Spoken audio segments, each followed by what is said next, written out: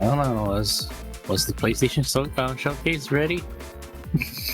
We'll talk about that in a bit. Oof. All right. Two things before we start. We are going to talk about more combat, but we're not going to talk about the exact like what's in the leak. Other than the 'Cause didn't we talk a little bit about what's the leak or potential? it was reported it was still like up in the air, but now with Amazon because they screwed up, you know. Yeah. We'll only talk about the guest characters, but we're not gonna talk about all the characters. You know what I'm saying? Like like the staple, not staple, but like the actual Mortal Kombat characters. So we'll like kind of meet the middle ground, kind of almost, but we're not gonna talk about the entire thing. So yeah, that's just what I wanted to give a heads up, so that way we don't accidentally like say the names and stuff like that in case you already knew the names, and not to spoil the entire list for anyone else who wants to avoid it. So yeah, it was pretty bad. I saw some names from this the league. I'm like, oh, delete or take it off my Twitter timeline. Ed Boon fixed this. No, not Ed Boon. Amazon. They fucked up. Ed Boon can only shake his head. They fucking stare. Yeah, and just stare. NRS and Capcom are kind of cursed when it comes to that kind of stuff. Leaks. Meanwhile, Harada's just like, yeah. Okay. The other thing is just a reminder of the whole dynamic thing. Let's try to keep that up. So, but the first one, most importantly, yeah, because I definitely don't want to like, again, spoil it for everyone.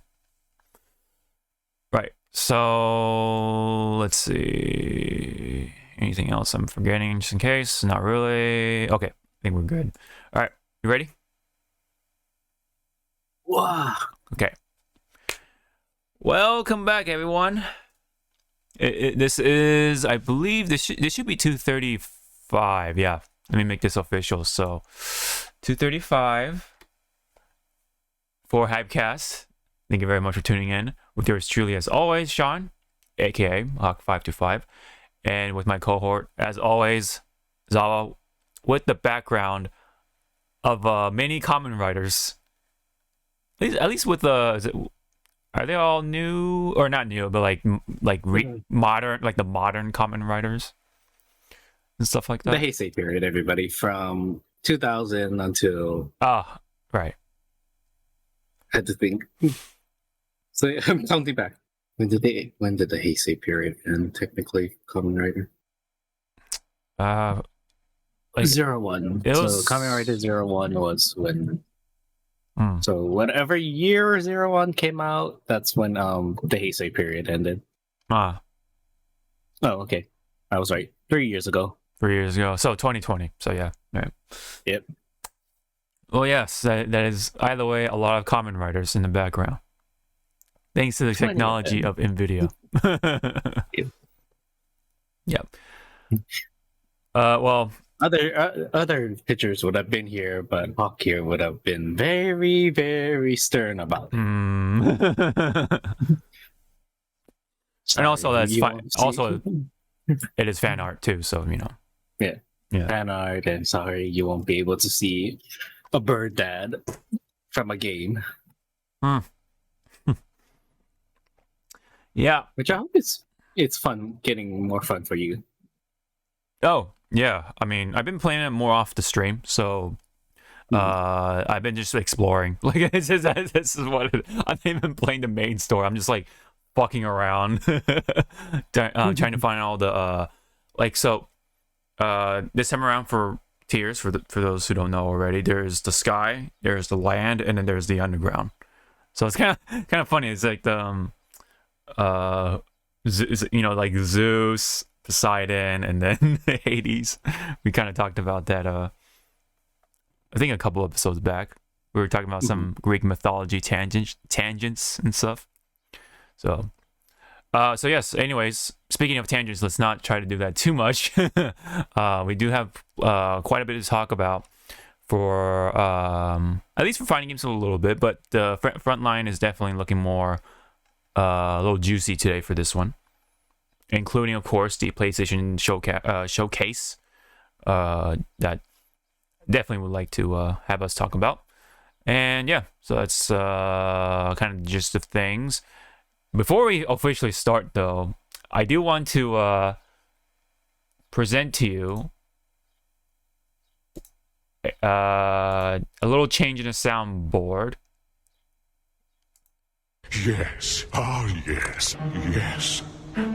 Yes! I had to do it. Yeah. He did it. Yes! Yes! Yes. Indeed, yes. What about no? No such thing as no. Well, we have this. So that's good enough. That's good enough. But let's I had to get rid of the airport sound for right now because yeah, I played in the beginning first few times and kind of just like forgot about it. So I thought I might as well like, I don't know, rotate out with Megatron, and then maybe if I feel that Megatron, you know, isn't working for this time or for this season or something, maybe we'll have a seasonal rotation or something like that for that slot. Anyway, maybe we'll have the one slot that will like rotate out every now and then, you know, depending on the appropriateness of the situation at hand. So we'll play around with that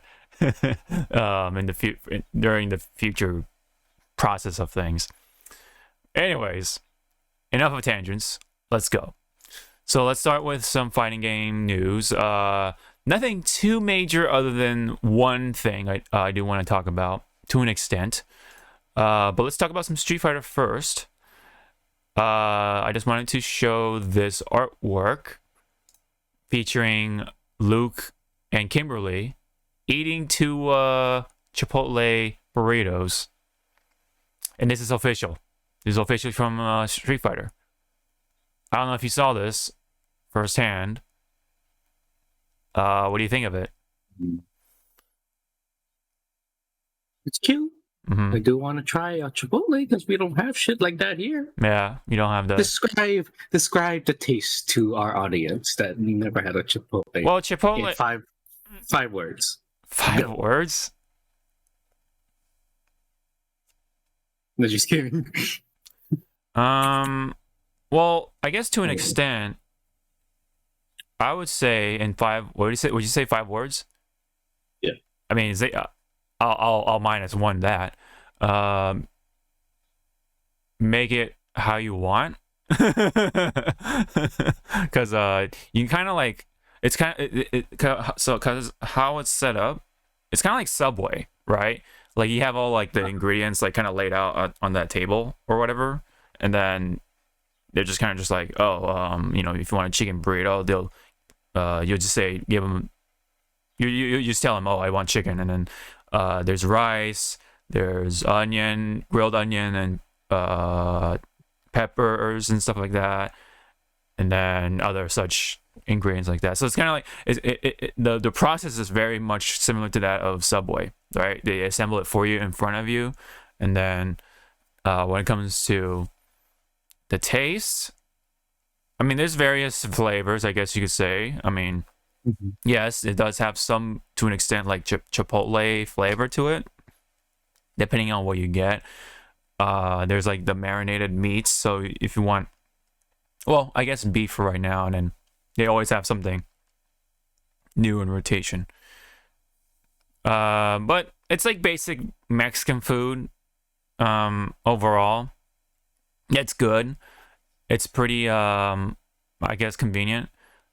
the way our old friend Quiet kind of told me, kind of reminded me of a trick to do with Chipotle if you want to get more bang out of your buck, and it's to not really order a burrito, but to order the burrito bowl, and then order at least two tortillas on the side, because for some reason they put way more into the burrito bowl instead of the one burrito. And so you can actually like make 2 burritos out of the burrito bowl. So that way you get 2 burritos for the price of one, essentially. And the burrito bowl is not that much more expensive than the one burrito. So, yeah. If you want to go to, I think a lot of people know this by now, but for those who are still new to Chipotle, you can definitely use that trick to save some money. I think, in fact, you might be saving half of the cost, since you are paying 2 burritos instead of one. So yeah, that's a little trick. All right, everybody, write that down. Write that down. Order the burrito bowl and order 2 tortillas on the side. That's essentially all you need to know. If you want tacos, then that's different. I mean, I mean that's, I don't know what the trick is, if there is any, but yeah. And then you can like literally save the half of the burrito bowl for, like, I don't know, for lunch for the next day, or save it for dinner or something, in case you eat the other half for like lunch or something, if you want to save money. If you don't mind having Chipotle twice. Order the burrito bowl with 2 tortillas on the side. Yeah, that is the trick if you want to save money. But yeah, that's kind of. I mean, Hog didn't like shoot me after saying Chipotle. No, I've shot you before. No, tortillas. Oh, tortillas. I think you have said Chipotle. Yep. In the other call or any other Discord group. Yep. And Don't you think one of them was saying that? So the fuck. Yeah. ZawarudoWrrryy is a yes. Yeah, and then Chickafilla. Chickafilla. I mean, that's philia, so I'm not wrong. For like 5 minutes, then you're hungry again. Chickafilla. Yeah. So, anyways, back on the here. It is cute. Like it pretty much. I think that sums it up. But is this gonna be like? I like this artwork. I don't know why I'm pointing like into the sky, but it is correct though. If you're on OBS, yeah, you're correct. To point up. I hope this artwork is reflected in game. Yeah, I hope it's the same artist. Yeah, for the game. Yeah. You're right. Yeah. Or just how we can now customize our. Here comes a new challenger. And oh, you're right. You're right. Challenger card. I want this artwork. Yeah. For our fighters. Yeah. I want to see how Manon and Marisha and Geef looks like in this art style. The coloring actually reminds me of old Bangus. I actually do like it. It kind of goes back on that classic Bangus sort of style, at least with the coloring anyway. Line art is a little different, but the coloring reminds me to an extent of old Bangus. But it is hilarious. Kimberly, what? I was gonna say, and Kimberly, you'll be welcome into Final Fantasy. Look at all those fucking belts you have. Oh yeah, the straps. Yeah, you're right. Yeah. Yep. Nomura likes the straps and belts. You're right. Yeah, Nomura will be like, yes. Come. Yep. VIP. Does Nomura also like braided hair?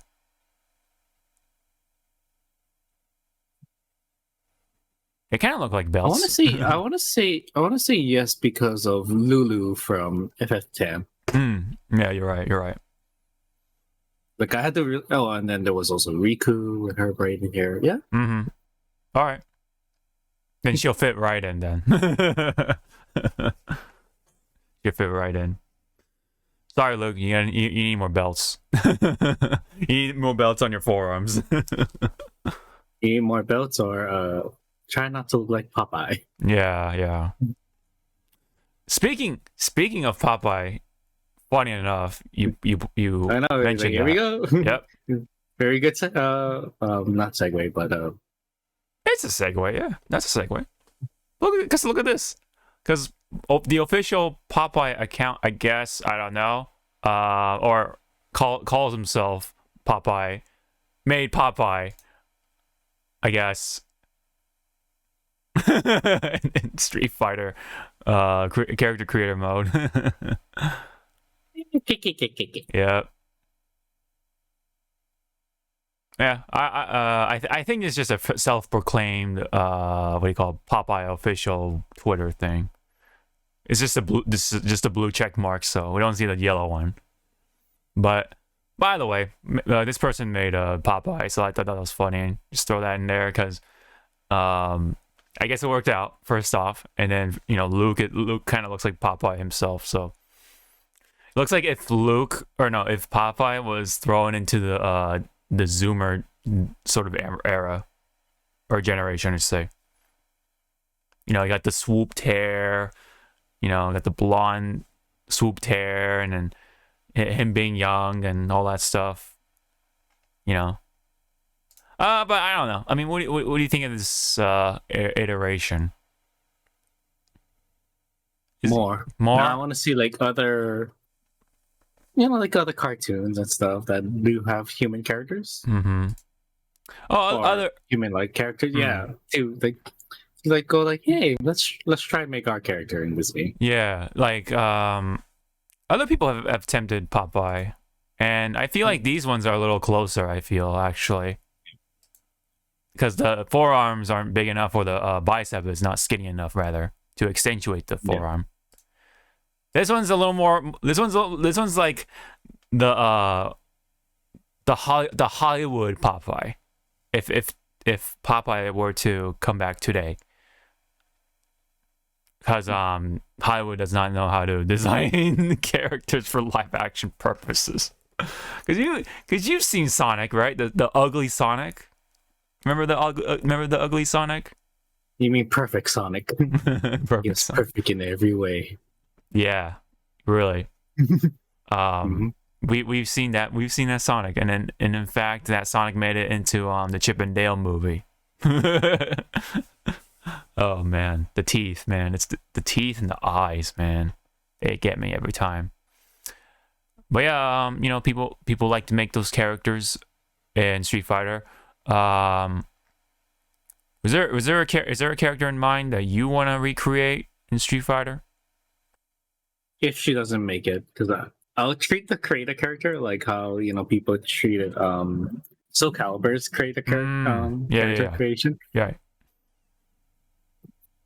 I'll make Ingrid, and then the next patch. Here's Ingrid. It's like so I made it for nothing. So I made it for nothing. Yeah. Here's my 2B guys. 2B's in. Oh my god, no. Or yes. It's like my heart. It's like my hard work. Yeah. I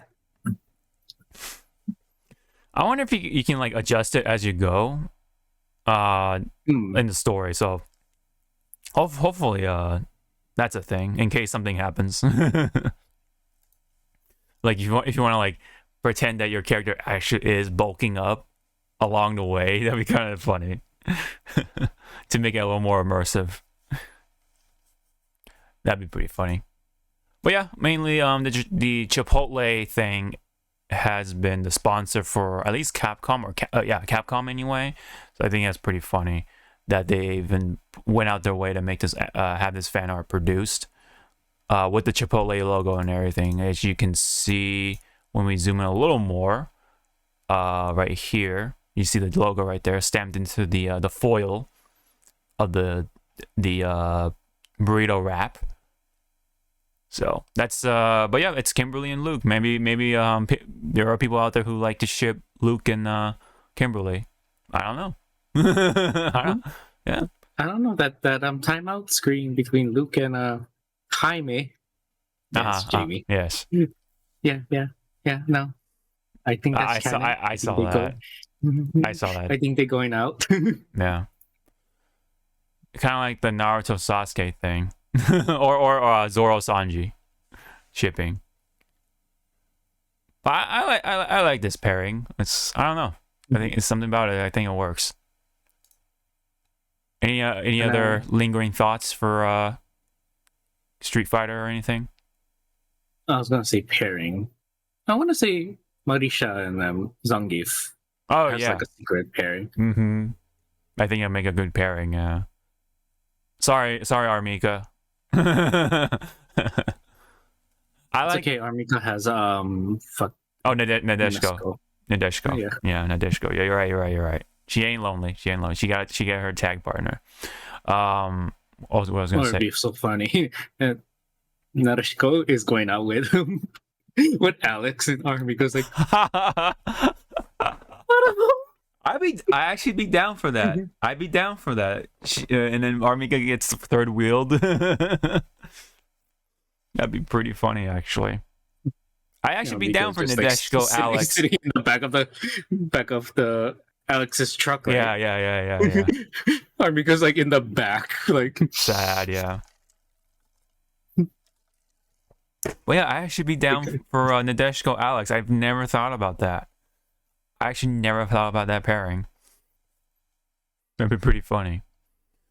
I was gonna say though, with Zangief and Marisa, I like the when Marisa does her victory screen thing. She'll see Princess carrying Zangief. Yeah, it's such a funny shot. So I also find it funny, like when she beats every other person, it looks like she has no problem picking it up. But then you see Zangief, you think she'll be like, "Oh, okay." No, she's like, "Okay, come here, little boy." Mm-hmm. Yeah. Which I wish that was like a special victory animation for her and Zangief. She just picks him up and put her over her arm. Her shoulder is like, "Okay." Mm-hmm. Snooze time. Kind of like with like Shrek and Fiona when Shrek carries Fiona away from the castle. Yep. Yeah. Yep. All right, I rescued you from this castle. Let's go. Pretty much what happened. Yep. So I believe that's pretty much it for Street Fighter. Mm-hmm. For now, everybody. For now, of course. We have about... We're like a couple of weeks away, right? So... Well, after next week, right? I believe so, yeah. Diablo 4 comes around... No, it does come out on June 6th, which is D-Day.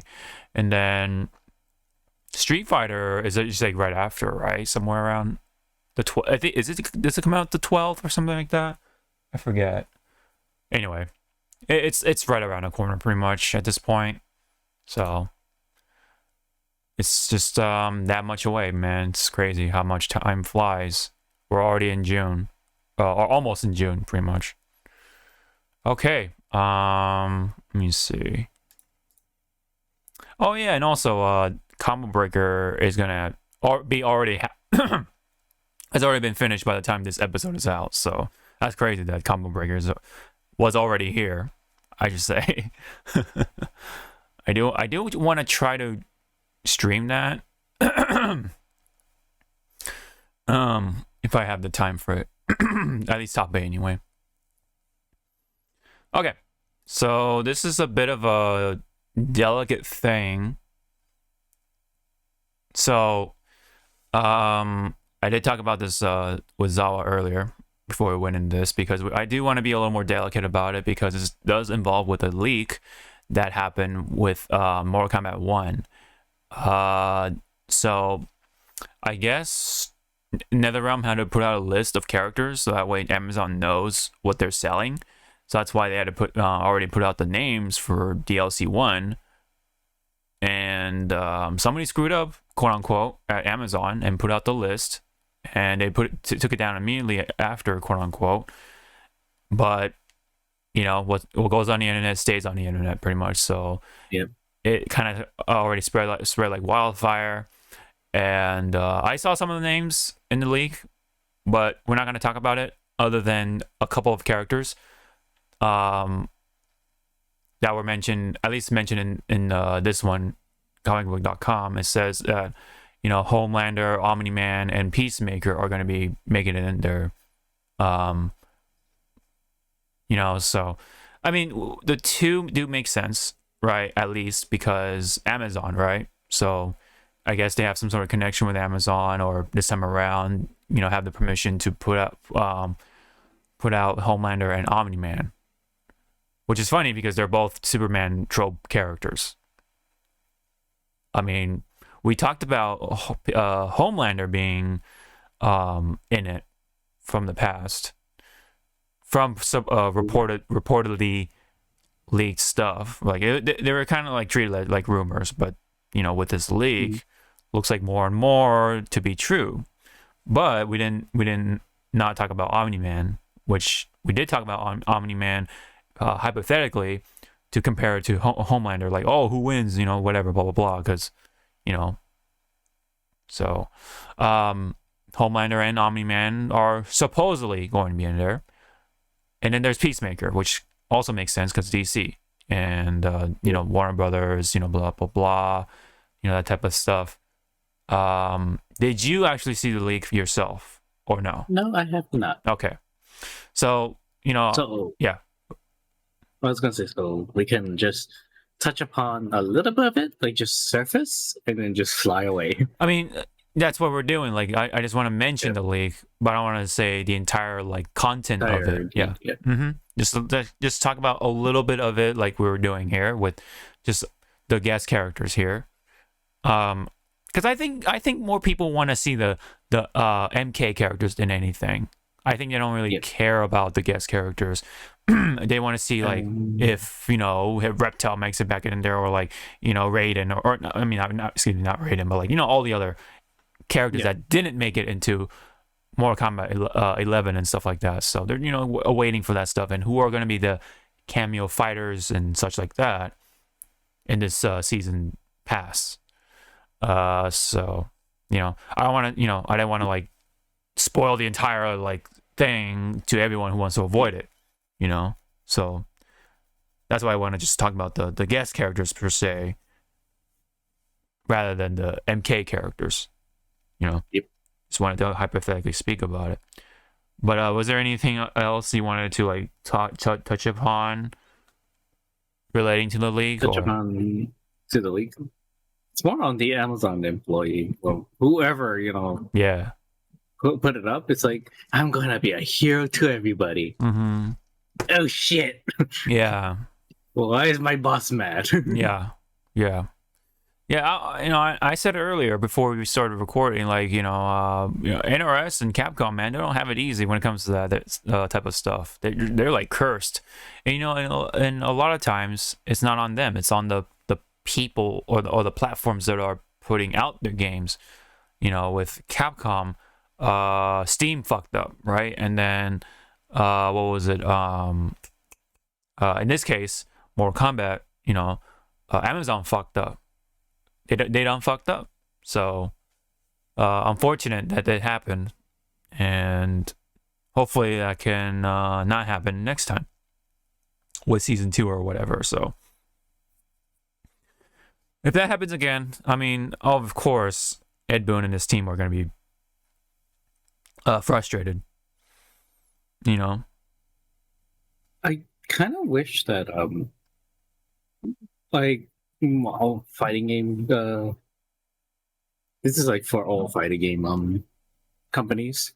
Mm-hmm. They should have like a fake list of you know, just at the ready for someone to slip up, and then when it's like closer to the game's launch, then they actually show the real list to like the retailers. I get where you understand what I'm doing. Yeah, I get where you're getting at, but I think they have to be truthful about it, because you know, it's all about selling stuff, and you know, like you know, you're not supposed to lie about it per se. But what I think, they should just be able to just say, oh, we're gonna have this many characters in here. Like they don't have to mention who exactly is in there. They have to promise that there's going to be 6 characters in there, for example, hypothetically speaking, 6 characters in there, or 12 characters, because, you know, you have the cameo or whatever the hell, right?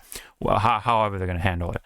You know, all right, we're going to have this many characters. That's all you need to know, right? I hope Amazon doesn't have to be like, oh, who exactly is going to be in there? You know, that sort of thing. So that way they don't know, but they know, like, oh, how many characters are going to be in there, right? They don't have to be so detailed about it to the point where you know exactly who, which could, because guess what? These things can happen. Someone can fuck up or be malicious about it. I don't know. You know, you want to be that hero, quote unquote, to leak things. They want to feel that sort of like rush, like, oh, I contributed something to the fan base or whatever. And you know, there's just all those people out there who just want to feel that for 15 minutes, and that's it. You know, that 15 minutes of fame almost kind of effect. Okay. Was there anything else? Any last comments about Mortal Kombat?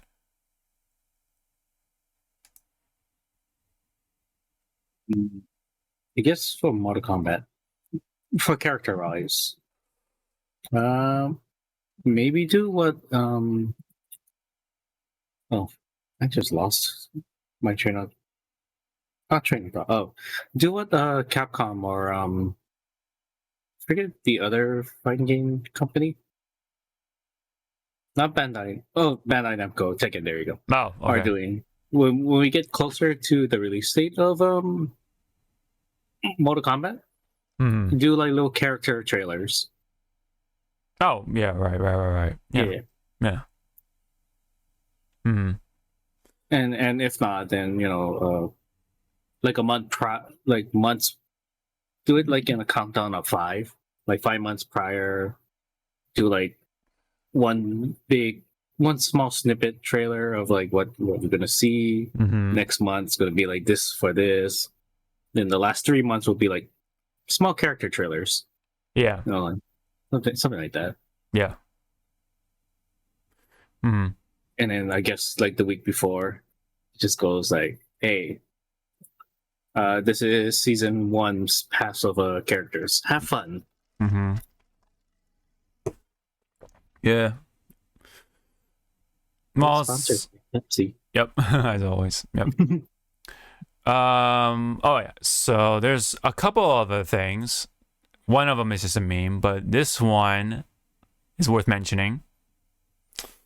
Mortal Kombat 1 will deal a punishing 100 gigs of data to your gaming PC. So I saw that, and then I read the comments of people like, you know, rightfully angry and stuff. But yeah, so one of them is like that meme, first time. Yeah.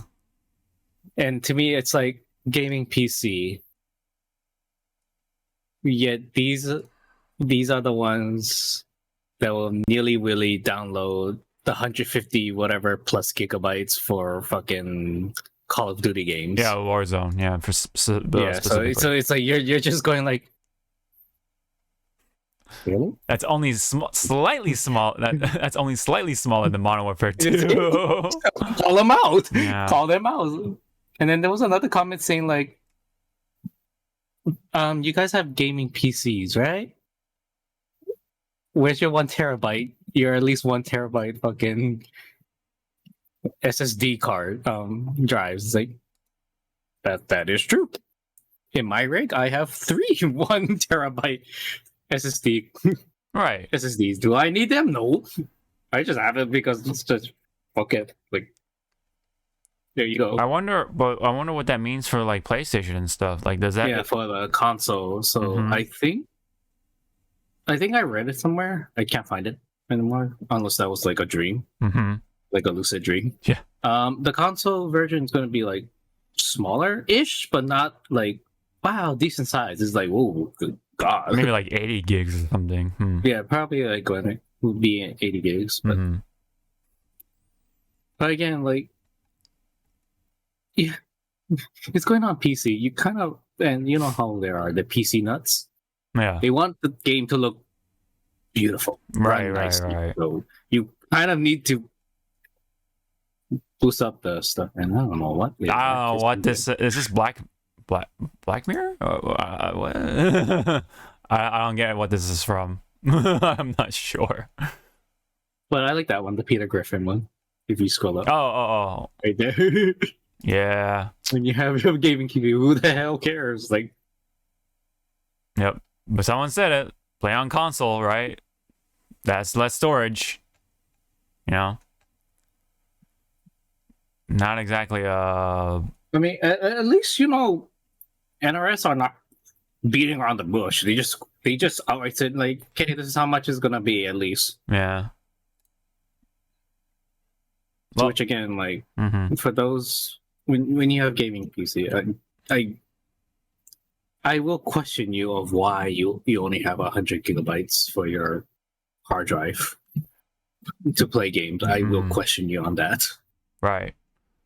Whereas 1 terabyte SSDs are like they're expensive, but some are mildly cheap. You know, but let's take a gander.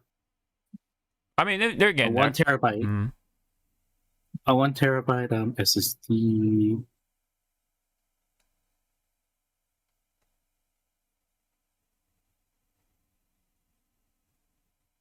Okay, so 1 terabyte SSD for, and this is the same one I have. A 9070 Evo Samsung Plus. It's $70. So it is the cost of a game, but you know, right there, it's like SSDs are kind of cheap. Yeah. Compared to like before. Mm-hmm. But if you want to be like my dumbass friend who has like, I think it's a 5 terabyte SSD. Jesus Christ. Well, he's an IT guy, so okay. Yeah. So he kind of needs it. Right. Okay. Still. All right. 4 terabyte, $200, but still like. Yeah. I mean, that's by half. The prices have been going down by half essentially because it's been like 100 per terabyte of SSD for a while, but then looks like it's been cutting down. So that's good. So I look at SSDs, like at least with SSDs you can buy it. But when it comes to like graphic cards, you are scouring the internet. Yeah. Where is it? Is that a 470? Oh yeah, the 460. Remember? You see that? You see that being announced, and they came out with the 460. Was it TI? Yeah. Yeah. That's why I'm like, at least again, SSDs, they're abundant. You can just go there and pick. Just pick. Yeah, whatever you want. Yeah. Graphics card is like, do you have it? I'm looking for one. Yep. That's why it only took me last year until that I finally got my own 3070. Yeah. I'm happy with my 3060 Ti, man. Been serving me pretty well. So yeah. Thank you, 3070, even though you took a bit more space than I thought you would in this case. You fit, but when I plugged you in, I was like, oh shit. Yeah. I gotta move this wire. Yep. It's a big boy. Yep. Luckily, mine is the 2-fan one, so they didn't really need to worry about it since that's the same size as my previous one. But yeah, that's pretty much it, I think. Oh yeah, other than this one, I had to bring up this one. This is so funny. Yeah, there we go. Because the meme is basically says Fire God Liu Kang when he finds out you've chosen to divide peace in his new era, and it's Vince McMahon when he's so pissed off.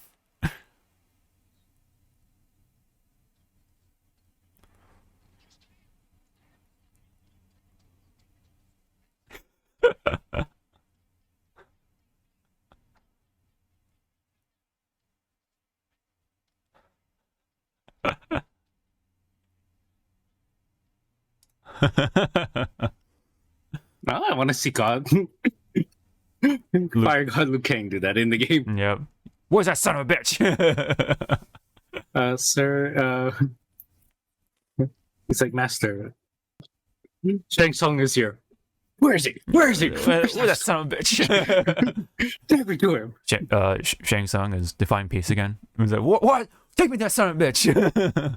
Where is he? It's like Shang Tsung's not even doing nothing, right? He's just like, he's just existing. Out where just probably like playing mahjong, and then all of a sudden just bust through. What the fuck are you doing? And Shang Tsung's like, yep, just playing. Yeah. What are you thinking about invading Earth? Yeah. Earth realm? Not at this second. Yeah. Damn, man, Vince McMahon looks so young here. Such a long time ago at this point with this clip, man. Crazy. That's AI art. AI. Dude, definitely looks pretty funny with the twin tail thing going on. It's so funny. It's definitely... That pause right there looks like Stephanie's like, I don't want to be here. I just wanted to go play my Barbie with my Barbies. That's what. Yeah, she looks so young too with that hairstyle for some reason, and of course, Vince looks just damn, man. Jeez. Take me to that son of a bitch. Take me to that son of a bitch. Where's it? Yeah, I had to. Yeah. I had to put it out there. I had to mention it at least. All right, let's go on to the front line. Where's my soundboard? There we go.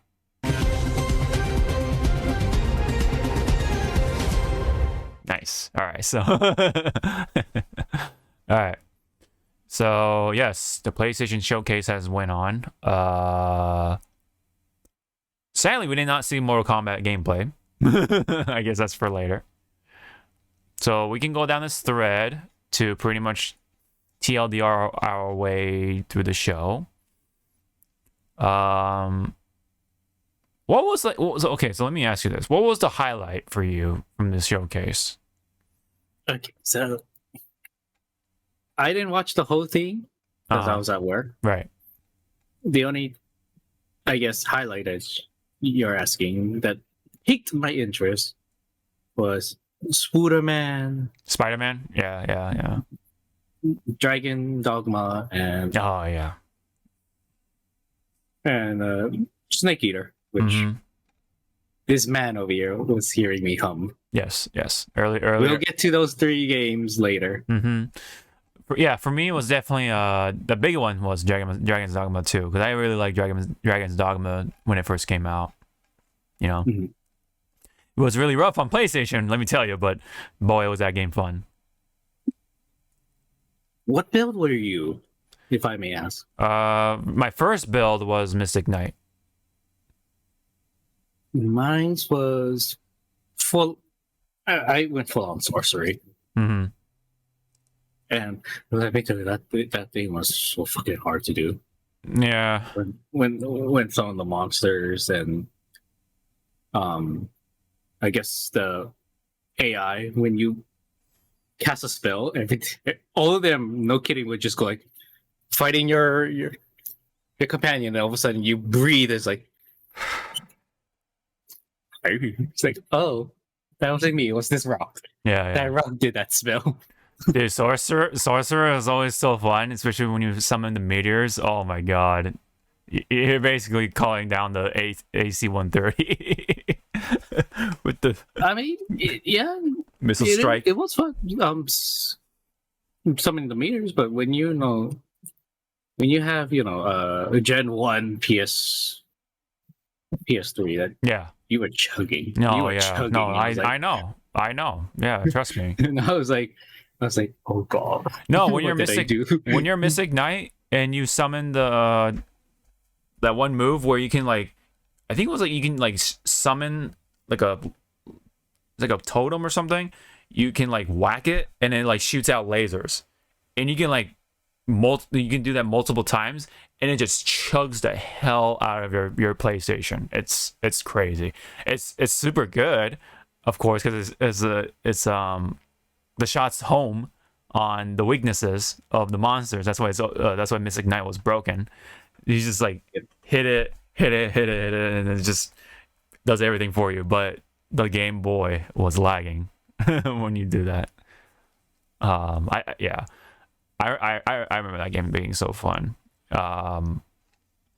But I definitely am happy to see that the second game has been announced at this point. So yeah.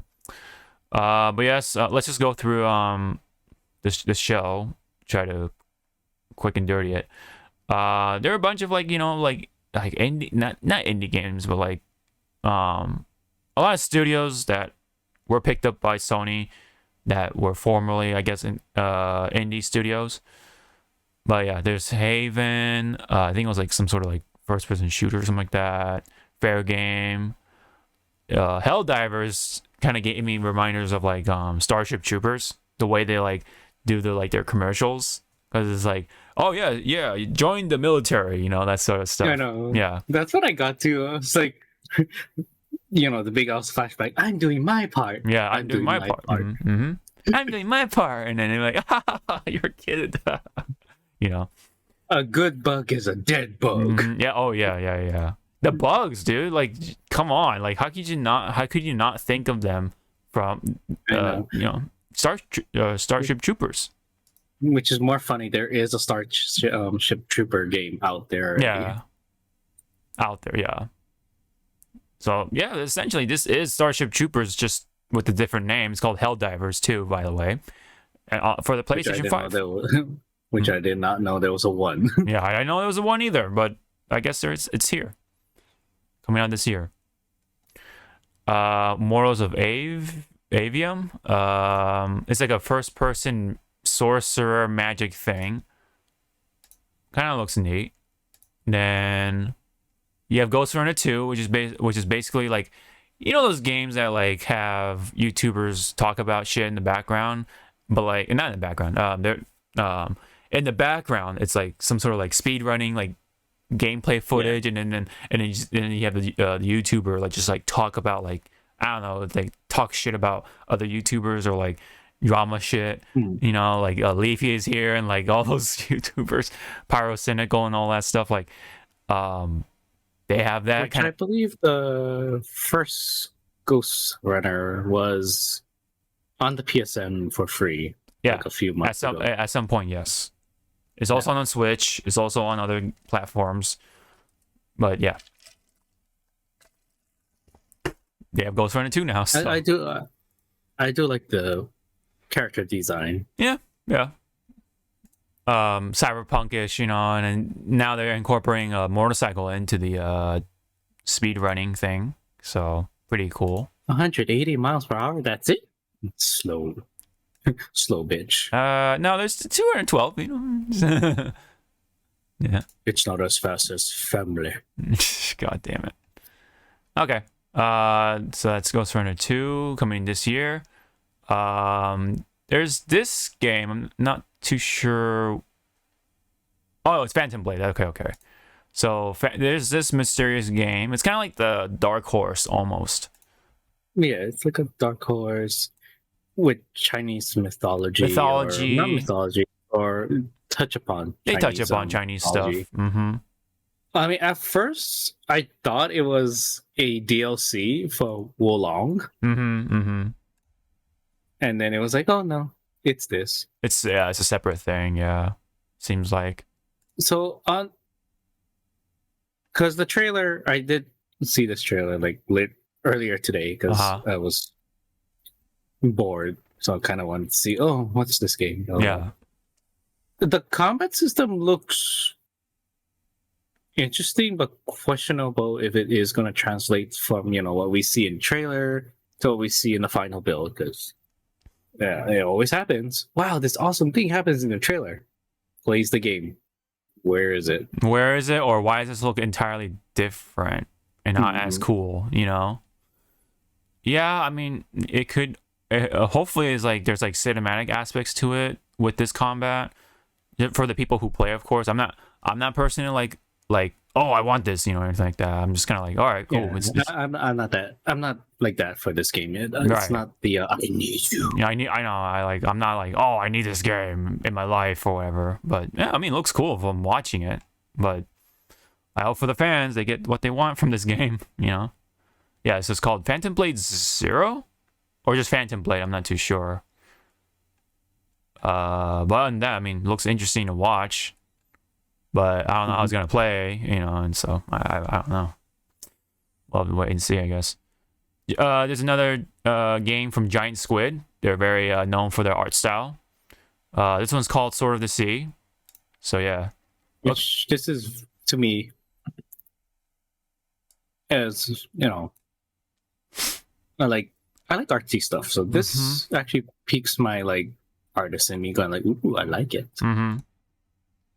And then there's like so many composite shots and that I really like. Wow, that's beautiful. Like this. Yeah, I like this one. That's such a PC desktop kind of material.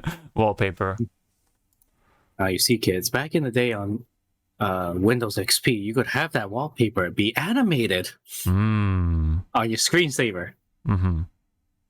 Remember that? Remember that word? There's screensavers. You can have, I think, animated backgrounds today, but I think you have to look into the right places though.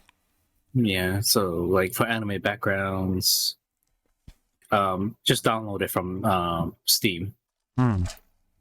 What's it called?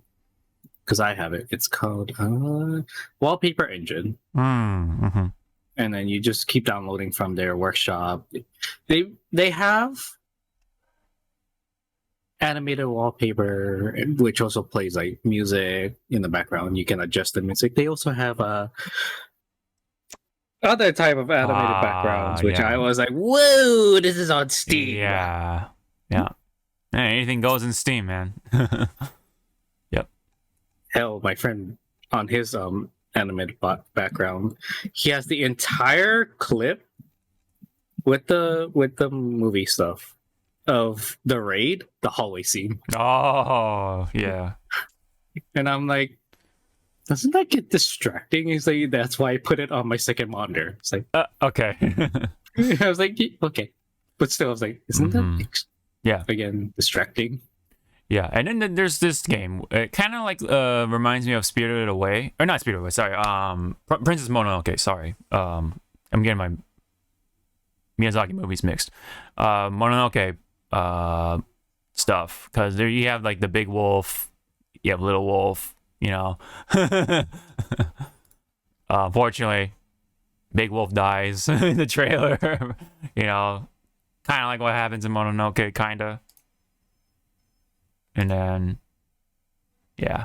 I do like the art style of this one. Yeah, very, very artsy. As well. Yeah, as well. Yeah. Yeah. Very. Now, I do not know how to pronounce the name because I didn't even see. It's Neva or Neva. Yeah. Yeah. It'd be so funny. It's pronounced like something like totally different. Like Neva. Like the N is silent. Yeah. Like the N is silent. Oh, Eva. Yeah. Yeah. Maybe, I don't know. That could be possible, I guess. But there's no accent mark or anything, so I think it's just Neva. Yeah. Never ever. Never ever. Yeah. But yeah, I mean, looks neat. Art's very artsy, obviously. Gotta see some gameplay though. I mean, probably side scrolling action to some extent. You do a lot of puzzles. I do want to say, I hope this game does not have voices. Yeah, it's one of those ones, right? I want this to be a silent. You want to hear grunts and the screams. Yeah, the screams, grunts, little sighs, and all those little subtle sounds, like Link from Zelda. Yeah, so because first impression, this game does not need voiceovers. I mean, it could for the narration. That's the only voice you'll hear. Everything else is just the emotion, and what you see on screen will already be your telling. So you came to see me again. Your cat is disappearing into the into the void. Yeah. Oh my god. Back into the void.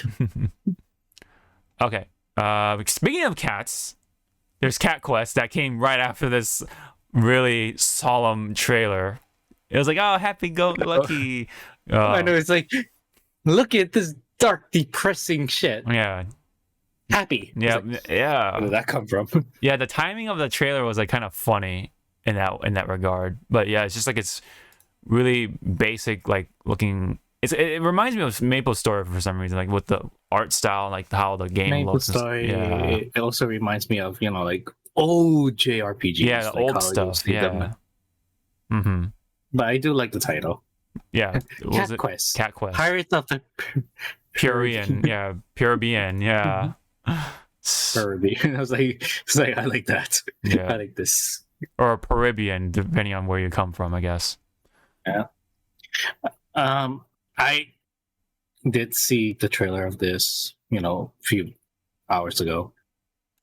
Mm-hmm. I'm sorry, Square. Can you not do shit like this? Just stick to what you're. Yeah, this is like. It's like, look at this. This is so out of left field. Yeah. It's like, go back. Like, you want to push them back there. It's like. Yeah, so you go from this, right? And then look what they're shooting out. What do you call? Yeah, they're just shooting like bubbles and foam. I saw like champagne bottles being like thrown out. Yeah, because it's fizzy, Yeah. But then it's like, wow, this is you're really trying to ride on Splatoon, which kind of like Splatoon. Yeah, Splatoon and also live service stuff, like. Yeah, so it's like, wow, you're really late on this game. Mm-hmm. Like Splatoon already has a footing. I mean, it could have been potentially fun if it wasn't what do you call? I guess the live service thing kind of curses it. It's gonna be like Knockout City, and it's just gonna not gonna do well for long, and then it's gonna get shut down. Because there's so many live service games out there that's already taken over the market, and it's just I don't think it'll have a footing. Pretty soon, this, because somehow the internet's gonna grab a hold of these models. This Foam Stars is gonna the first four letters are gonna change. Are gonna change, and people are gonna be like, yeah. So it's Square gave us ammunition. Yeah, Foam Stars, by the way, is the game we're talking about with the foam and live service stuff. I guarantee it's gonna be that kind of game, and it's not gonna last too long. Probably give it 6 months. At best. I was gonna say give it half a year. Yeah, half a year. Yeah, that this thing's gonna survive. Mm-hmm. And then Square is just gonna go so we had to shut this down because you consumers don't know what this great quality game we just gave you. So it's like no one asked for this. Yeah, it essentially is going to play like those kind of games, 3v3, like Knockout City kind of stuff, or some sort of competitive third-person shooter kind of thing, and I don't expect any depth from it, really. It could have been potentially fun, but they're making it into a live service game. That's the curse of it, man. That's it. That's all you need to know from Square Enix at that too. All right, let's try to get a move on here. Plucky Squire was the next game. Another kind of artsy, cutesy, artsy game. There was a couple of moments when it was in the storybook, because this game you jump from story and I guess real world. There was one part, I guess the art style reminded me of Clyde and The Kid and the Tiger. It's that old running comic. Calvin and Hobbes. Yeah, there you go. I don't know why I said Clyde. I had to see you correct. Bonnie and Clyde. Yeah, Bonnie and Clyde. Yeah. But yeah, it kind of reminds me. I guess it's because of the eyes also. Yeah, the eyes. Yeah, the smile. Right. It could be the same designer for all we know, or the same concept artist for all we know. Yeah. Yeah. So it looks cute. Teardown kind of has me interested because I like destroying stuff. So it has like that Minecraft Legos look to it. Yeah, that's what I thought. I was like, is this Minecraft? But you like can destroy stuff. There's more physics to it. It's gonna be like that sandbox physics game. I feel you just blow stuff up. Now you see everybody. Hawk here because he said he likes destroying stuff. His one dream was to be on Destroy, Build, Destroy. So now he can live that out. Yeah. Yeah, I mean, I have no idea what that show was still about. Yeah, you basically like the puzzle is to just how to blow up this building. Essentially, I guess it's called Teardown. I think it's also coming this year. Yeah, it is coming this year to PS5. So I am remotely interested. For the PS5, everybody. Yeah, I am remotely interested. Yeah, maybe we'll see if it'll be on what do you call the PlayStation Plus. Maybe I'll be able to snatch it for free or whatever. But we'll see about that. But I am somewhat interested. We'll see if there's more to it than that. And then there's a bunch. Oh yeah, we'll pull up the trailer for this one, of course. Let me bring up Metal Gear's. Here's why every American blank more for our house now. Scooby first cycle. What? Your YouTube algorithm videos are interesting. Like I wasn't even paying attention to that at all. Let me see what mine's is. Street Fighter 6, the story, Digimon card game, and Overwatch 2 moments number 65. Oh, Overwatch.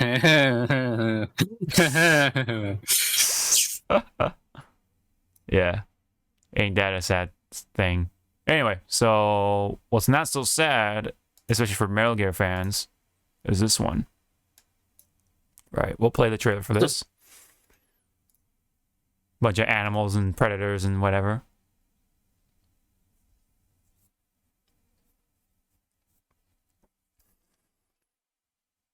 Now, I mean, we already said the title and shit already beforehand. Now, do you, sir, believe this is Konami's oh shit button? No. I think they got some more than that. I think they got a little more than that. You think they're doing the what's the word? Obligation or something. It's kind of like obligation, but you know, like how they have to, if they want to hold the rights to the IP, they always have to make a game before a certain period. To which I think this is their answer to that. Yeah, their answer to that. Yeah. I guess it is. I guess that's possible if you put it that way. By the way, Metal Gear 3 is here, Snake Eater. So yeah. But yeah, I definitely had no idea what was going on until no one knew until we saw this part. Yeah. Oh man, and also the sting of the theme song, like playing.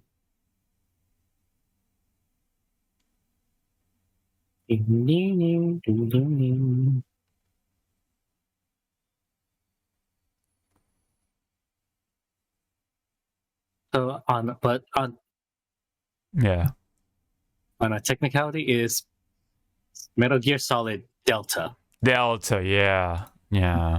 Delta Snake Eater. Yeah, because I think they maybe didn't want to confuse people. Like, wait a minute, where's the other 2 or 1 or whatever, right? Yeah. So they just call it Delta. But fans know, we know, or I mean, we know. Yeah, but I don't play Metal Gear, but I know enough that this is supposed to be Metal Gear 3 remake. Yeah, this is supposed to be Metal Gear 3, but timeline-wise, I believe this is supposed to be before the first Metal Gear game on the PS1. Because there's the other Metal Gear game that was like on one of SNES. And that's supposed to be like the first, but timeline-wise, like this is what happened before these two games. Yeah. And for those who are worried about the voice casting, because David Hayter has been very famous for that. I did pull this. I was able to pull this tweet. According to this guy, Metal Gear Solid MGN, that Konami has already confirmed that the original voice cast is going to be used for Metal Gear Solid Delta Snake Eater. And yeah, because I guess there was a statement that was put out. You're gonna be faithful and stuff like that. And yeah, that pretty much is all there is to it. So this piqued a lot of interest for everybody. Don't bet your eye on that. Right. What is making me kind of like not worried, but kind of like, okay. Big questions now, Konami. Are you gonna at least acknowledge Kojima on this? Mm-hmm. Or is it just gonna be, or are you just gonna try to erase that timeline? Quote unquote, timeline? Yeah. So that's one big question. The other big question is, as we were hearing the sting of Snake Eater's theme, is it going to be a brand new recording? Yeah. Or as we were joking earlier, it's going to be a remake. Yeah, remix. We're going to hear Skrillex and whatever. Yeah. Yeah. Yeah. And if it is a re-recording, like a full-on re-recording, new system and stuff, is it going to still be the same singer, or maybe they're going to get a new singer like Adele?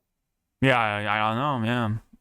Or someone, if they choose Adele, it'll kind of be a little bit perfect since she did sing a James Bond. Yeah, no, yeah, that's song. Appropriate. And if we think back, Kojima did say that he wanted this song to be like, or the opening of Snake Eater be like a James Bond film. So it will kind of be like, wow, hand in hand. Yeah.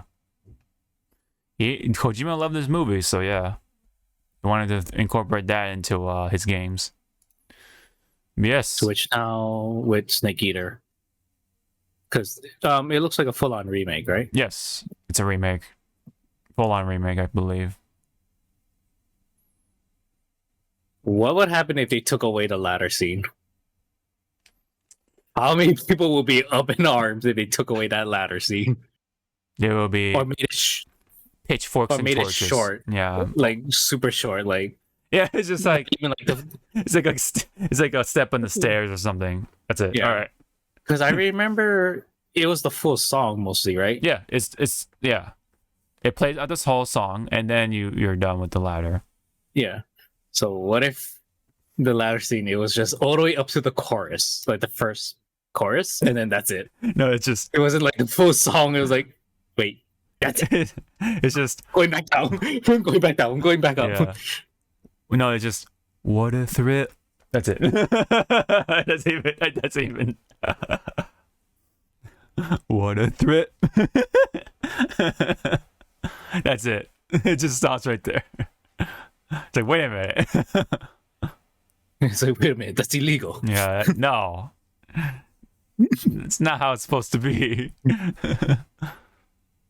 So yeah. It's again, it's gonna be that meme.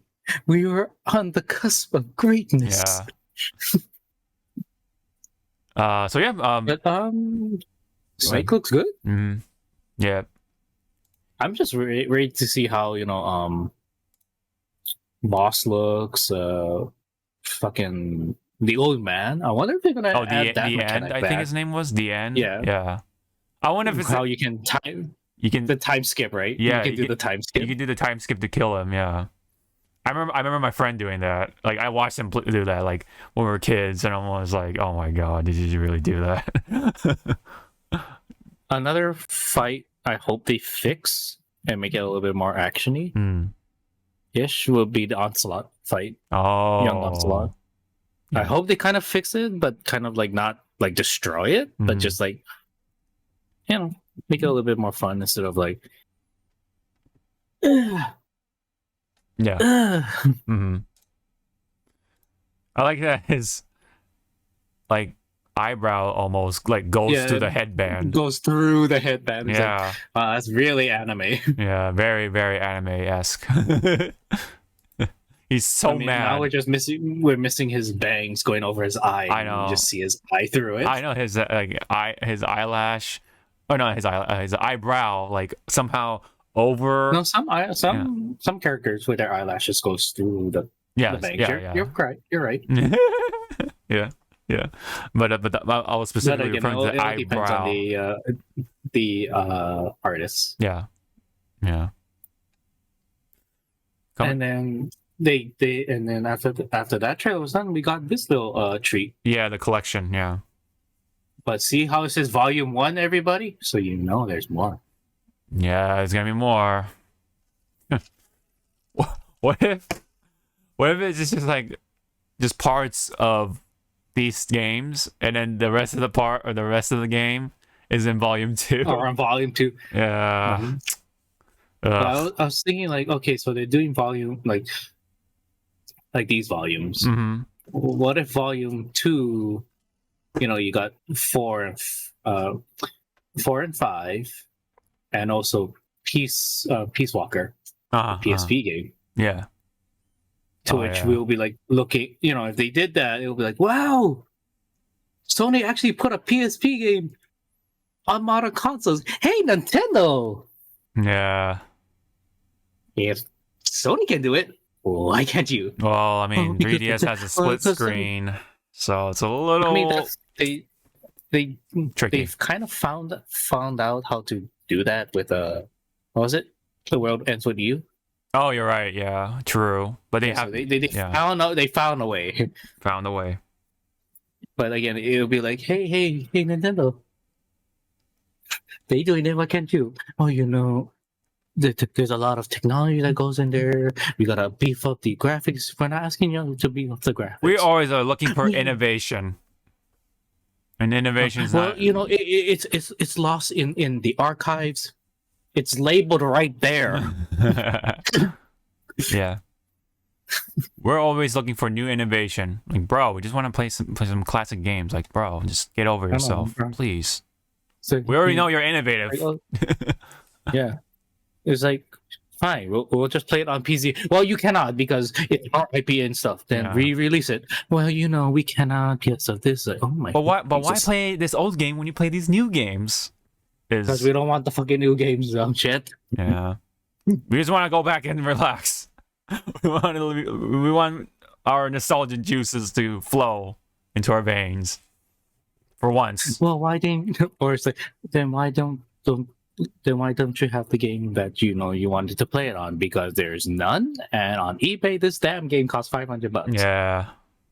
And also this little thing called your 3DS, parts of it is not in production anymore. Yes. So speaking of that, they like patched the 3DS recently. They came out with a recent patch for the 3DS, and you know what that did? It got rid of a lot of the mods that people wanted to use for their 3DSs. That's what I heard. Again, people were bitching a little bit about the PS Vita and shit. Mm-hmm. Looks like Sony knew what they were doing with their handhelds. So they're like, here you go. Mm-hmm. Can we mod it? Yeah, just don't kill it. Oh, destroy it. Don't blame us for destroying your PSP. But go ahead. Yeah. Yeah, that's why I love my PSP. It was freaking modded to hell. Yeah. I was able to play PS1 and PS2 games, which was freaking hilarious. Mm-hmm.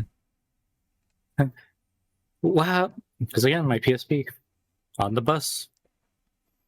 Playing Digimon World 1 on my PSP. Wow, they released the Digimon World on the PSP? Sure. Yeah. Hey, where can I get this game? Or where can I get this version of the game? Maybe go ask people from EB Games? Or okay, you say that, but that's how my PSP was hacked, because I had friends from those game stores back in the day, and yeah, they did do it like in the back of the store. So okay, here you go. Modded PSP. Yeah. But yeah. But GameStop's not that good anymore. Right. I don't work with them anymore. Mm-hmm. It was fun while it lasted.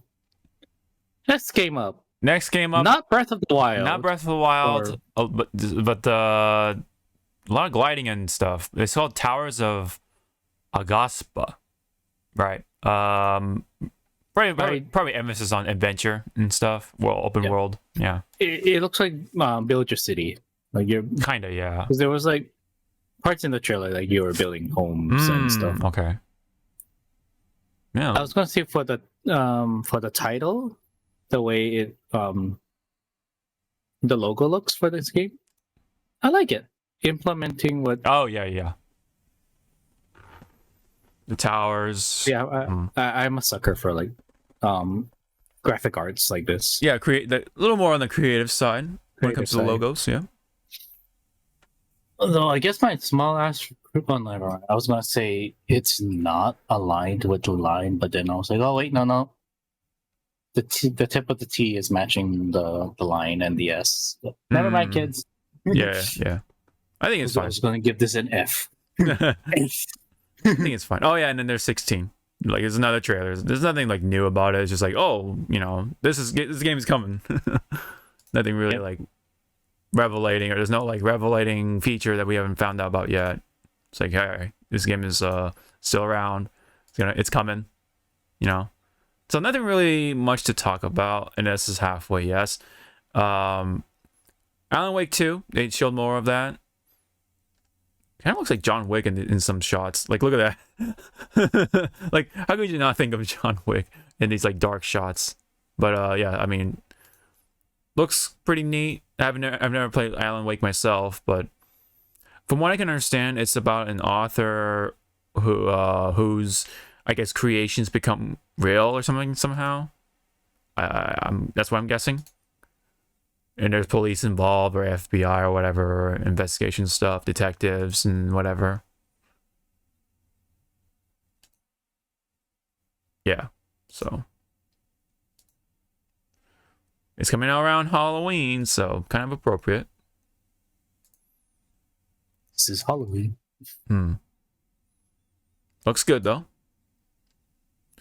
I want to see a movie now since you brought up John Wick. Yeah. I want to see John Wick and I forgot Liam Neeson's character, the dad from Taken. Yeah, fight each other somehow.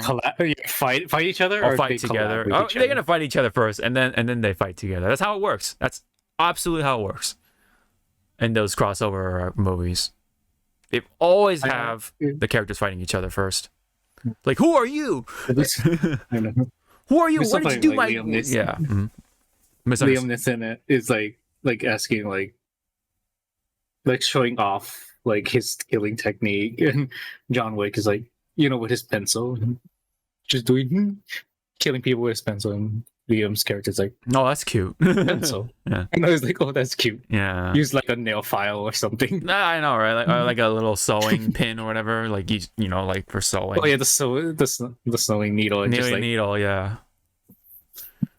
Yep. It's like winding up people. It's like, yeah. It's like, really? You guys are doing that right now? There's always some sort of misunderstanding. Like, oh, let's say like John Wick was like, I don't know, like messing around with the guy's daughter or something, right? Like, even though John Wick is trying to rescue her or whatever, like, what do you do with my daughter, and then they're just like fighting all of a sudden, and then yeah, it's an excuse, for two characters to fight like that, and then later on they come to an understanding, and then they fight the final boss or whatever it is, right?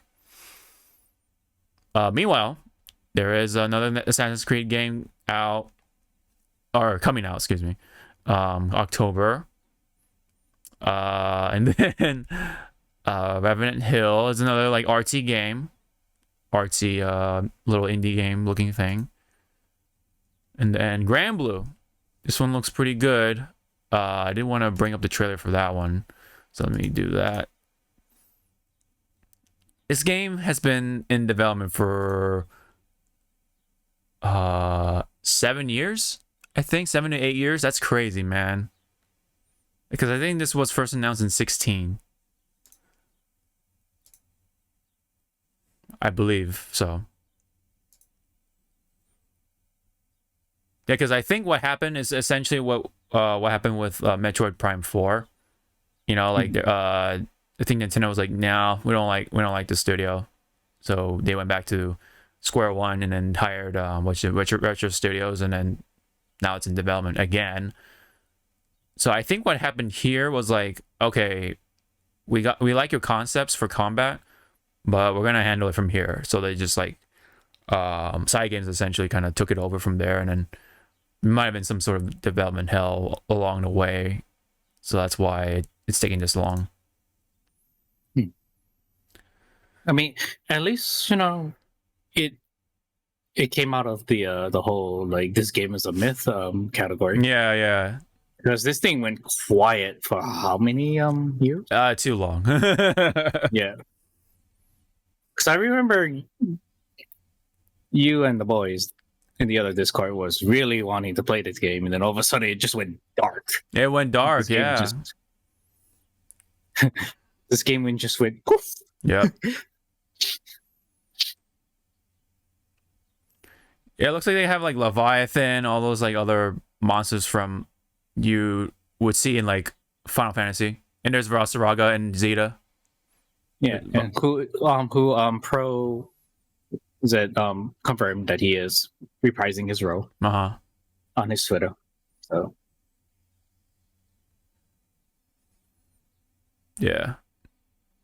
You got the Knights of the Round Table.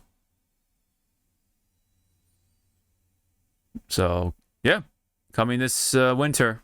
No hard date just yet, but it's coming this year. So glad to see that. Which again, people, just because it says winter doesn't mean it's gonna be November, December. It can actually come out in January. I mean, just say 2023. So, but for like Japan, like they do count January sometimes, right, as winter. Well, no, like I mean, no, January is winter, yeah, but it says 2023, so it has to be this year, according to this anyway. Yeah, according to that, they could delay it again. I mean, I wouldn't see, like, yeah, it's been kind of cursed. This has been like repeatedly delayed. So don't think too hard, kids. Yeah. So don't make your expectation that high. Yeah. I'm not holding my breath on it. That's for sure. Like, yeah. Just like how, I'm sorry, for 16, it may be coming out at the end of next month. It could be pushed back 1 week, because that's kind of like that's what kind of happened with Yoshipi's signature. Oh, is it? Okay. Not signature, but like some, you know, because it's a reoccurring thing. Yeah, it's a reoccurring. So. Yeah. But I'm glad it's coming along. Let's just put it that way. You know, hopefully it'll come through and I can play it. That's all I want to see for this action RPG. All right, so there was another look at Street Fighter 6. There's a little more on the story aspect of things. You even get to see this shot right here of your main character kicking along with Ken.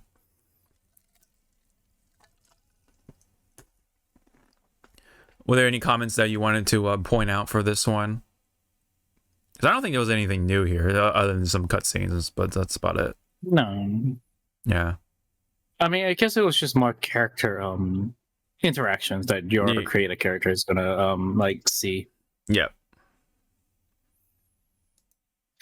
Why does in that shot Ryu looks like you just walked into him like either he's pissing or he's like fuck.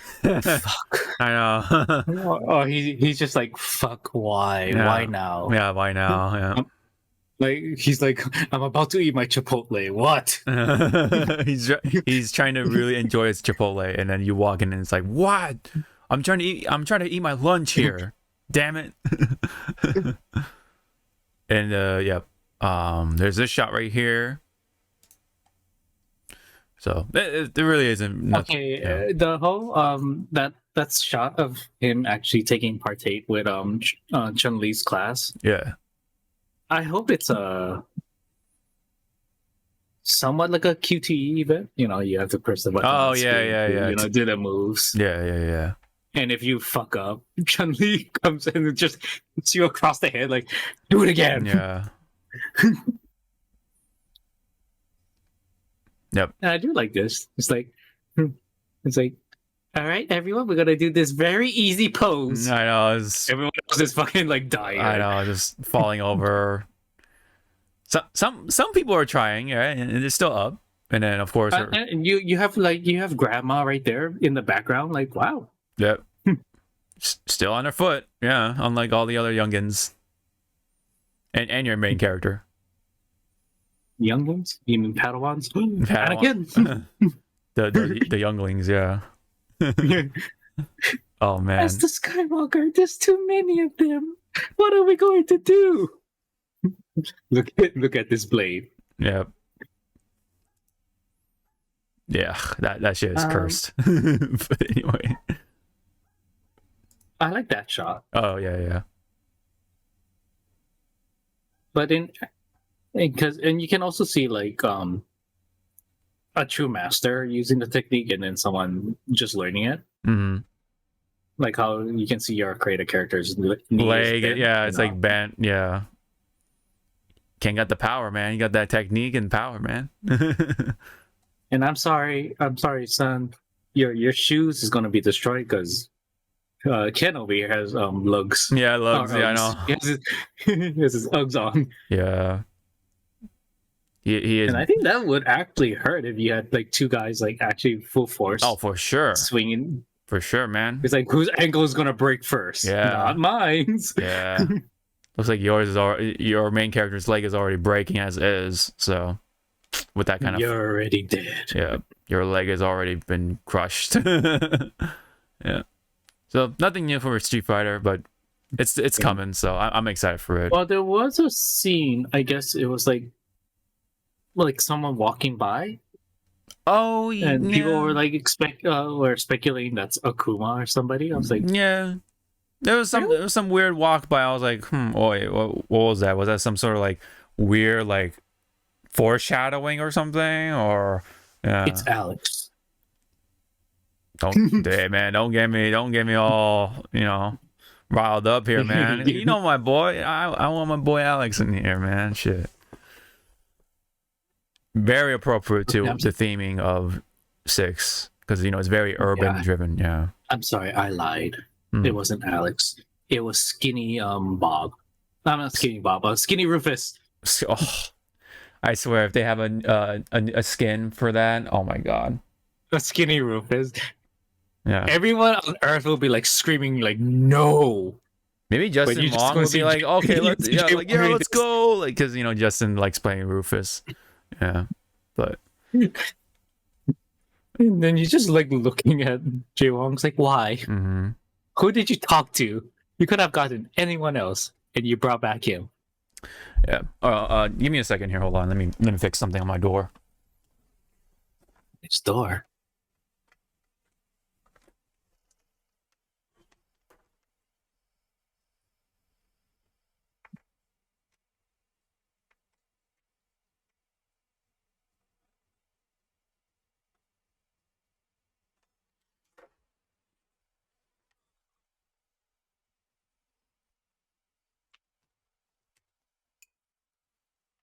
Okay. Alright. That was not too bad. Okay, so that's pretty much it, right, for Street Fighter though. I don't think, like I said, there's nothing new other than some cutscenes and stuff like that. Not much to speculate off of it either, so up next we have Ultros, which is another indie game that looks pretty stylish in its own right, I guess.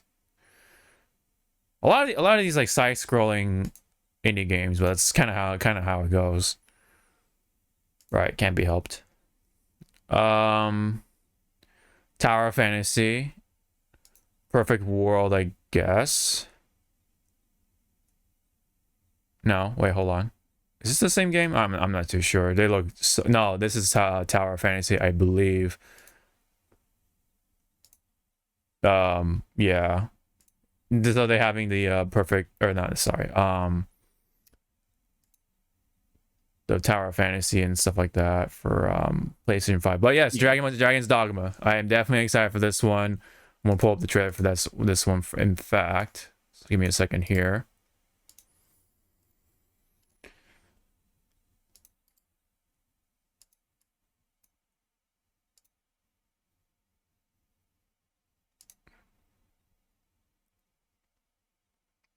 I'm kind of sad that they did not bust out the song. Ugh. The wind is pushing me. You think this the studio has the I mean, I know it's Capcom, but you think they really want to pay for royalties or whatever? Oh, for bees, yeah. I know. Yeah. It's like, they're a very popular band in Japan. They're kind of like Guns N' Roses, so yeah. Yeah. Which I would laugh my ass off if, you know, if they even asked them, they'll be like, yeah, sure, take them. Use them.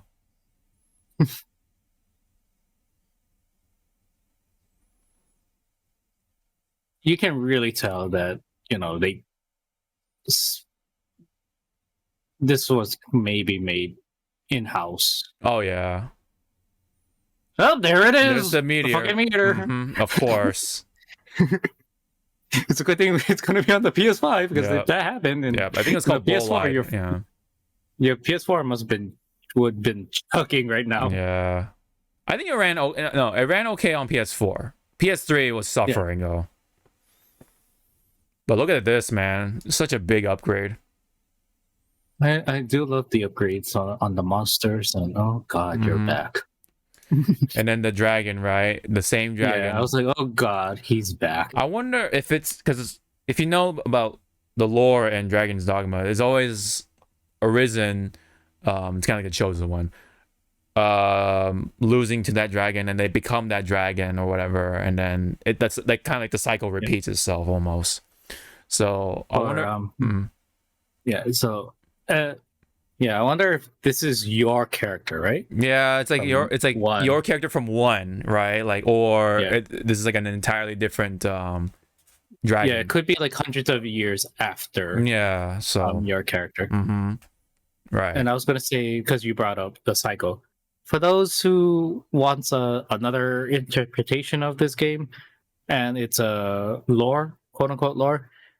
Kids, if you played FF10, Final Fantasy 10, think of this dragon as Sin. There's always going to be a Sin. You're always going to have someone to battle him. And when they win the battle, there's always like a calm, so like a peaceful time, and then Sin returns.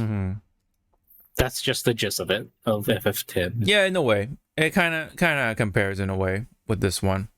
Yeah, but again, I really wonder if this. So that means, because it. I believe it's on the PSN, right? Original Dragon Dogma, right? Yes, I think so. I wonder if Capcom, because I do love when studios does that. If you have the save file. Oh yeah. Of original 1, and you beat in the game, like your save file is your proof that you beat the game. And if our theory is correct that this dragon is your character, maybe somewhere down the line in the story it mentions your character's name, saying that he is the right, like your character was the one that disappeared when this dragon showed up, and it's like it'll be like, whoop. Yeah, another part of the lore. And for those who have forgotten, when it comes to the lore of Dragon's Dogma 2, like or for this one, in this case, so when whenever the dragon takes your heart, right? Yeah, you are arisen, right? But you are also cursed in a way with immortality. So that's why some people, you take that to advantage, wanting to just stay like that forever.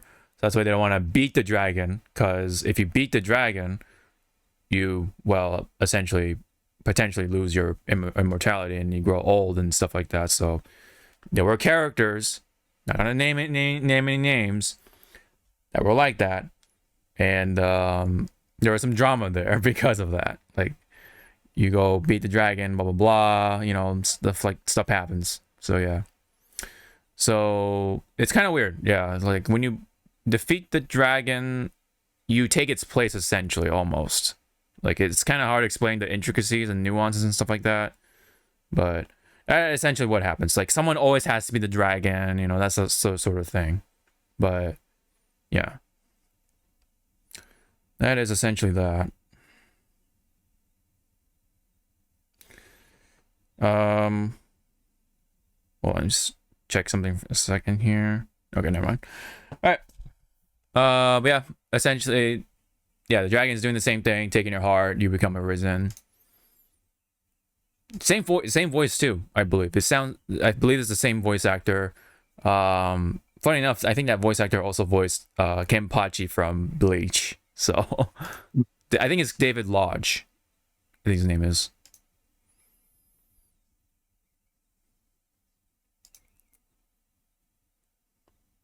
Yeah, kind of sad they didn't use that song still, but hey, it is what it is, I guess.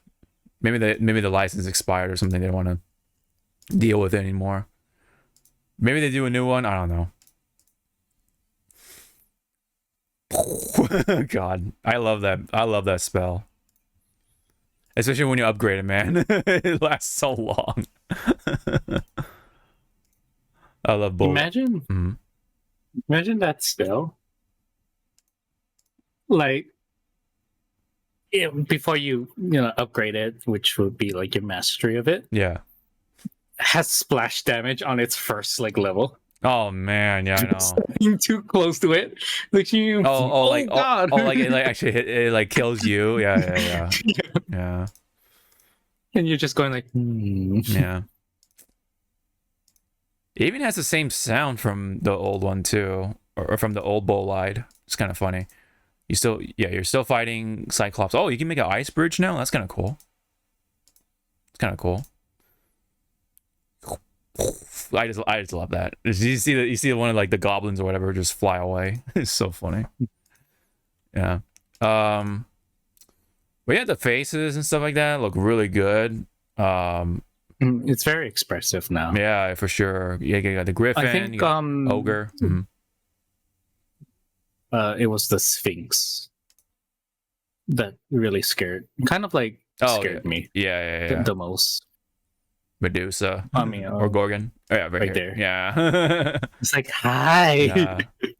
You wanna solve a riddle? Yeah. He's like, I don't want to anymore. Mm-hmm. There's the Griffin. Yep. So pretty nice to see all the creatures. But yeah, now you have like the Khajiit from like Khajiit equivalent from Skyrim coming into this game. So okay, that's kind of cool. Someone in Max's chat tagged me because they showed the male one earlier in the chat. Oh yeah, the lion. Yeah, they're like, look, so you can play as a furry character. And do you like it? And I was like, the fuck is that? Oh yeah. I was like, the hell is that? It's a furry character. You can play it. It's like, I don't want it. The snot looks like someone fucking punched it all the way in. Yeah, it's a little like flat. Yeah. There's like no depth to it. It looks like it's like a smushed pug. It's like a pug. Yeah, exactly. Like this one, you kind of see it. Yeah.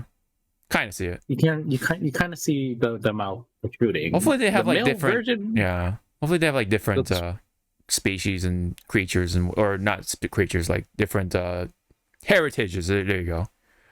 Right. Instead of like cats, you also have like, I don't know, dogs or something. I don't know. Wolves. maybe it might be only or for hockey, there's a machine type of class, and you can make ones. My robots, I like my robots. My robots. Make it look like and if it's like they have that you were saying, like lizards and stuff. Mm-hmm. You can make it look like Machine Dramon, and I'm like, oh, there it is. It's Hawk's little baby boy. Of course. Summoning meteors again. Again.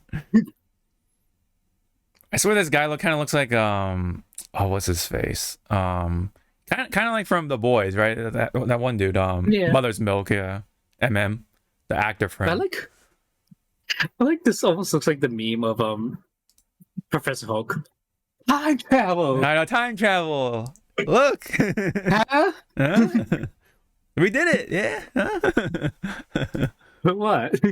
Yeah. Yes. Okay.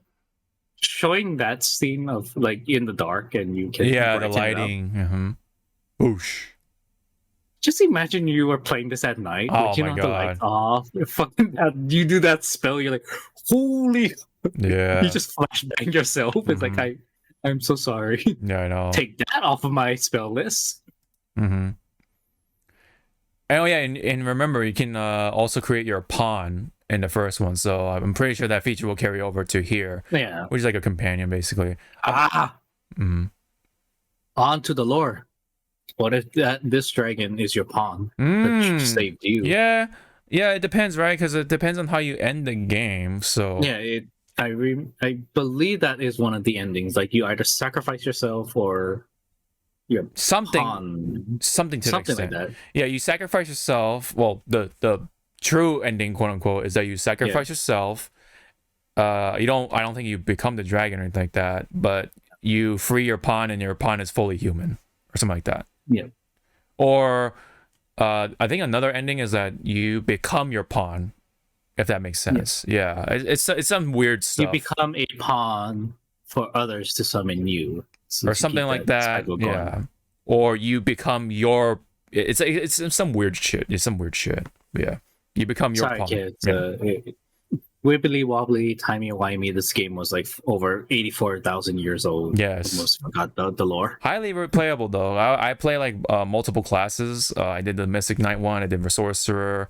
I think Ranger, of course, and like all that stuff. Or Assassin. Assassin was really stupid too, especially when you fight at night because they can become insanely strong at night. So you always put it on nighttime. You always go to sleep to nighttime. And you just go out and fight. It's so stupid. Oh man. Hawk became Batman pretty much. Yeah. In the assassin run. So I'm happy for it. I'm definitely excited for this one. I don't think they said anything for this one for release date.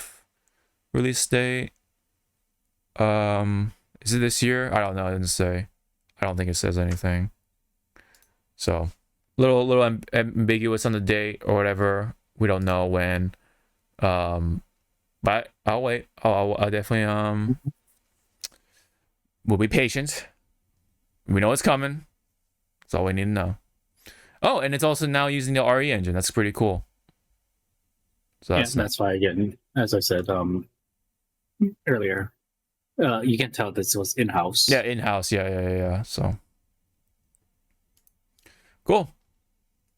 Another Five Nights at Freddy's game coming of sorts. Help wanted to.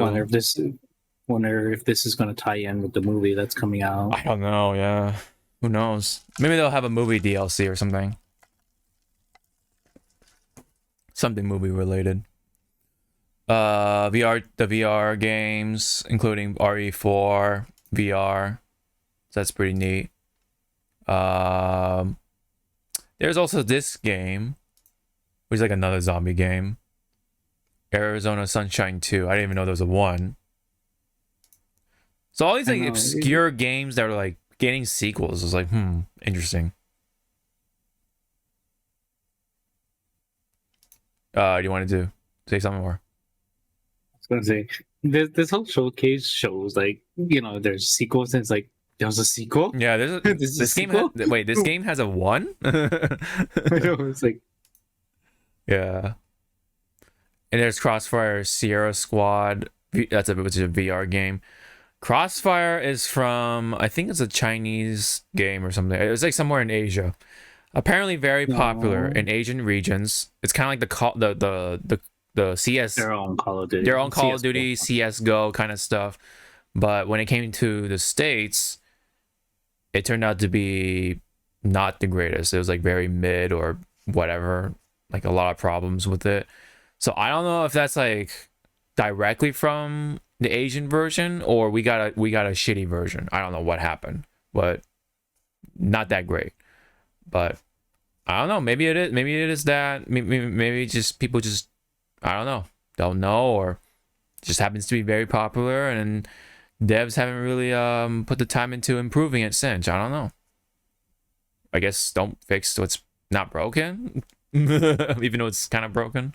But anyway, Synapse is the next one. Another VR game. Looks a little more visually interesting, but you know, it's another FPS shooter for VR. Beat Saber coming to VR 2, featuring it is out on VR 2. The new thing was the Queen music pack, excuse me.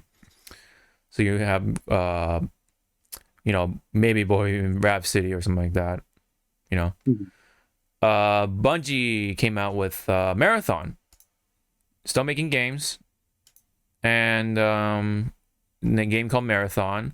I'm not sure what it is, but it's got guns in it again. So probably going to be from what I'm guessing, some sort of like third-person shooter game. Maybe like emphasis on like speed and stuff like that, maybe mobility. I'm not sure. And then there's Destiny 2 still with more expansions. This one's called The Final Shape, so I'm not sure if this is supposed to be the final DLC or just the final one of the season. I don't know. Another game called Concord. This one, oh yeah, this shows the Gran Turismo movie trailer again. With different cars. They have Lamborghini, I believe. Yep. Look at that. So Nissan's not the only sponsors. Lamborghini, they lend their car for this movie. Or at least the license anyway. And then the final thing is this thing here, which is supposed to be some sort of remote device to just play your PS games on this dedicated device, like in your bed or somewhere in a different room or something. If you're too lazy or something, if you want to be just go lay on the couch and go like this or whatever, you know. Kind of like the Steam Deck almost, except that you need a PlayStation console to remote play this. I was gonna say, it also reminds me of the Wii U. Yeah, it's basically the same concept as the Wii U. Yep. But they're doing it now with PlayStation. And then they have earbuds to go along with that. Probably not even that good. I don't know about that. I mean, yeah, like it has a charging case thing here. It looks cool, but I'm not sure the quality would be holding up to the sort of price point. It'll probably be like $100 at least. That's like what? I was like, that's why I was gonna make a Raycon joke. Oh, yeah, yeah, yeah. Especially you know, if you don't want to deal with like earwax. I think about those things. Like, you clean your ears. Yeah. So yeah, I don't know. It's called Project Q for right now. 8-inch screen on this remote device.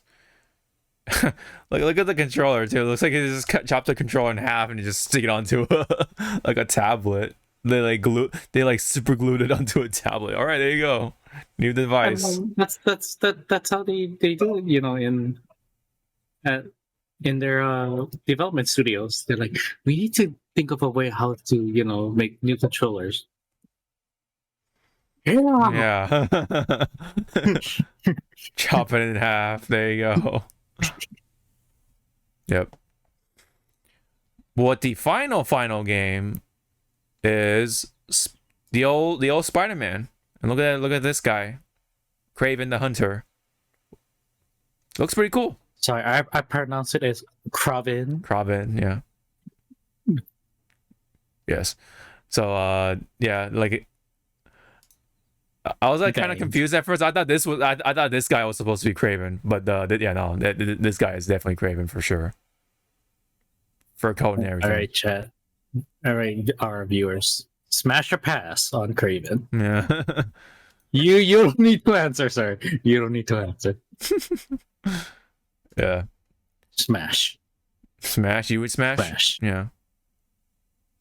But yeah, the Russian world-renowned hunter is back.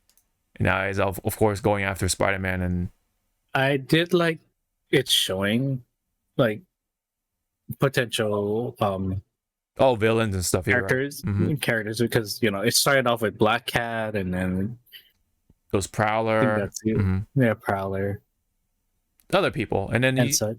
I think in the very last second of this shot, you see Taskmaster. Yeah, so that was pretty cool. And then you see the Venom, the symbiote Spider-Man, of course. Looks good. And I believe they showed Shocker. So yeah, I love all the memes of people going, "You better have that stupid part of Shocker! Peter screaming at Shocker. You want to escape from me?" Oh man! Chase you to the ears of the earth. Jesus Christ! It's like, you know what? I feel you, Shocker. I would be running for the hills too. Those two voice actors, man, they got the lungs, dude. They just, Jesus Christ, that cartoon was something else. Remember when Mary Jane evaporates? Oh yeah, like Mary Jane. It's like, is he all right? Is he okay? Is he breathing? Check the voice actor, please. Give check the sound booth. Is he okay? We don't want another Sam. Yeah. We don't want another Goku incident. Overall, it looks visually good, pleasing. Like, pleasing. You can tell, like, Lizard. Yeah, Lizard. Yep. Hi, friend. And how dare you, Sony? Look at all this water. You know you're gonna lose some scores with Oh yeah, the water looked weird. Yeah, the splash. You can tell like the splash stuff was like kind of JPEG looking or something like that. JPEG, but I'm going off of like they're gonna lose points because of IGN's gonna say too much water. Too much water, or the water doesn't look good or something. I don't know. But in that shot where which one? The lizard's jumping off. Oh yeah. I was like, how dare you use the water to block where everyone's trying to look? Oh, Miles, move! Yeah. You're too young for this. Oh yeah. And I do like the spider sense being more pronounced, prominent. Like you can see it now, instead of like just little like fake things.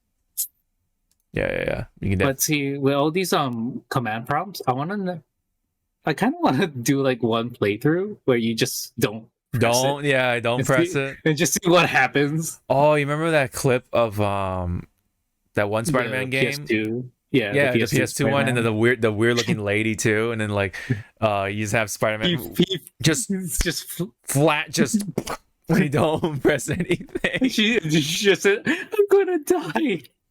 Yeah, it's like that whole sequence is just like, what is going on? When you don't look at it with context. Yeah. Somebody pointed out on Twitter the initial showing of Peter wearing the suit. Yeah, his eyes is regular, like regular shape, but at the last frame before he says, oh, did he become Venom more? You can see the eyes warping a little. Oh, okay. So he's becoming like Venom. It's either he's becoming like Venom, or this symbiote is taking over. Like how it should. Mm-hmm. How I think is that we are getting actual Daddy Venom is that it's gonna just play it out. It's gonna jump host to host until it gets to Eddie. Yeah. So I'm gonna say Peter's either Peter is the second host or the first host. Then it jumps to Harry, and then it jumps to Eddie. Eddie Brock. Yeah. Oh, I love to see. I save you. I know, just tosses them. Yeah. You can tell Miles was like, "Wait, what? Like, what are you doing? The fuck, man?" Yeah, I know. Yeah. Like, it's very subtle. That's why. Oh yeah. Like, you can like you can see the eyes. Yeah, it's like waving. Yeah, it's slowly warping into what we're used to seeing Venom. Mm-hmm. Oh yeah, I see it right there. Yeah. You're right. It's very subtle, but you're right. Right there. So it's slowly warping in. Yeah. Or warping into what the suit's going to be. Yeah. So I'm gonna say we aren't gonna see Venom until mid game. Yeah, like halfway to the game. Hopefully, it's not disappointingly short with Venom. I want to say also because we are also getting Kraven in this game. Yeah, Kraven's gonna bite more than he could chew with Venom. And probably gonna have to call Peter. Yeah. And both Peter and Miles going like, "Hey, help." Yeah. Mm-hmm. Yeah. This is a creature I can't, put down. It's hunting me. Yeah, pretty much. Yep. Hopefully, this shot also kind of looks like the Spider that one Spider-Man meme. Oh, it's Spider-Verse. Spider-Verse, yeah, with Spider-Verse with Miles and Parker, like Miles. That's why I was waiting for Miles to do this. Yeah, I know. Yeah. I see. Yeah. I'm also thinking that. Yes. Yep. I also kind of a little bit dreading of how Peter's gonna look. Is he gonna have his old look, or is it gonna be the updated look? It's the updated look. It has to be because they want to stick with the MCU stuff and kind of make it. Yeah. I mean, so it's supposed to look more like Yuri Lowenthal, but I don't know. It's just I mean, maybe I forget what he looks like. The actor looks like, but maybe he could. I mean, yeah, he could look like more like Tom. What's his name? Tom Holland. Holland. Yeah, thank you. What he looks like. Baby boy. Yeah, baby boy. Yeah, with that baby face. Yeah. Whatchamacallit? I also saw in the, I guess, the gameplay video, whatever you want to call it. Yeah. They have gliders now, just like how Andrew Garfield's right. Spider-Man has. Mm-hmm. And I was like, that's a really nice addition. Mm-hmm, mm-hmm. But then there's Twitter. This I was like, oh yeah, some of the moves are really cool. That wall when kicking. When he was just beating on that guy on the wall, I was like, he's dead already, please. Yeah.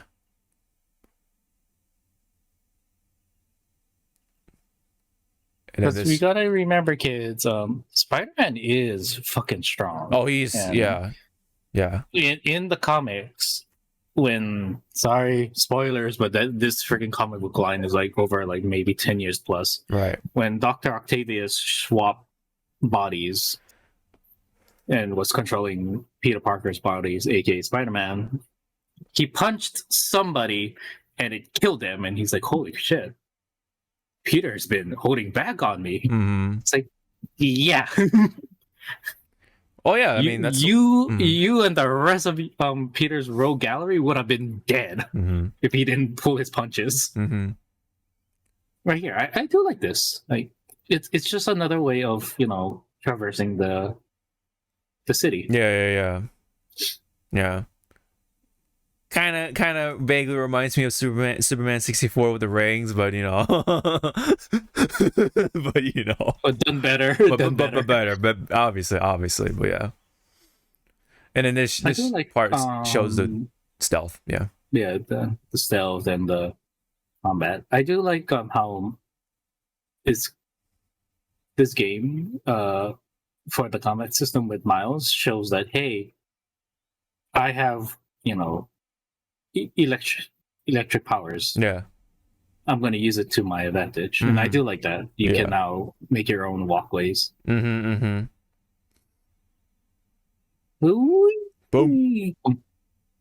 Yep, you have like takedown animations and stuff like that. It's pretty cool.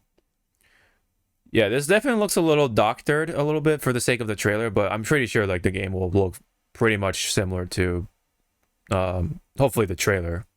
So Hadouken. Yeah, he kind of does the Hadouken a little bit.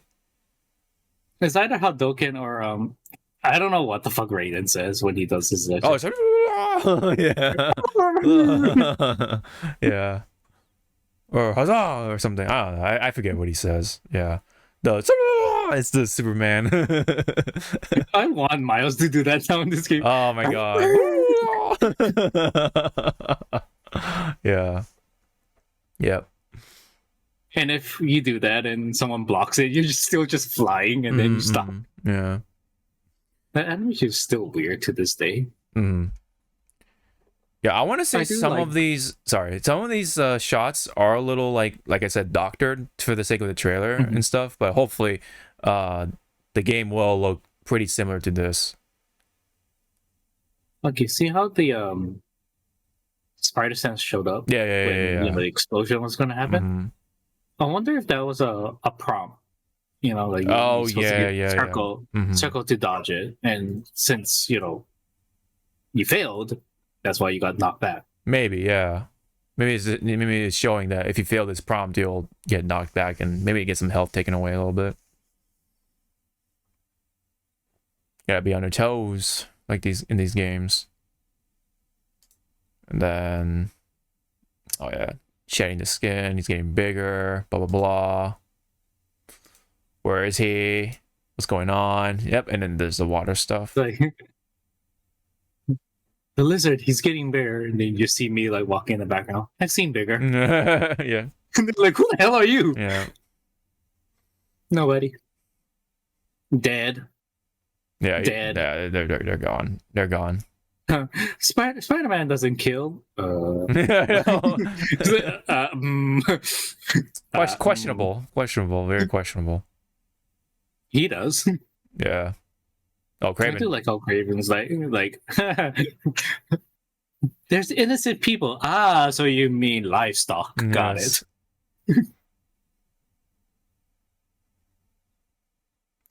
Yeah, I think the only... I also did like the because it was early in the trailer where Peter was saying that I won't make it in time, and then it was like the prompt to switch Miles. Yeah, to switch to Miles, Peter. Yeah.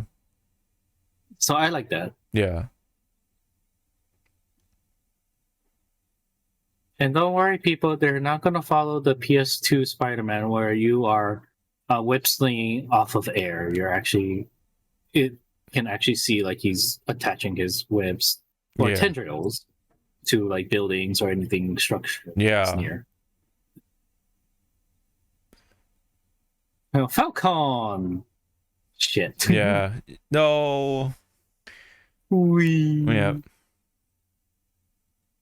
And look at that, even Miles is pretty strong too. Even with this current physique. So I look how I was like, what the fuck is that? Oh shit. Yeah, I know. Yeah, I like this lizard. I like this design of lizard. I'm kind of sick and tired of trying to make lizard too human looking. Like when it comes to like, I guess like lizard looking like characters. Yeah. Like as a whole, the Arkham games, the original Arkham games, or should I say Arkham Asylum, did a really good job with Killer Croc. Oh yeah, Killer Croc. Yeah. This lizard looks really good. I wanna say MKX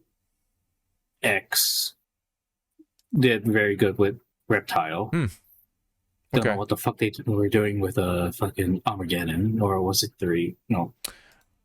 Deadly Alliance. Deadly Alliance. Deadly Alliance definitely had full on like lizard face. With the face and the tail. And the tail. Yeah. But his like animations were terrible. Like he had the stupid crab style, and he just do it like this. Like what? Which is completely off what he is. Yeah, like why? why crab? I'm a lizard, but I do crab styles. Yeah, he's like this. You're like. I remember renting that game from Blockbuster. I'm like, oh man, I can't wait to try out this game.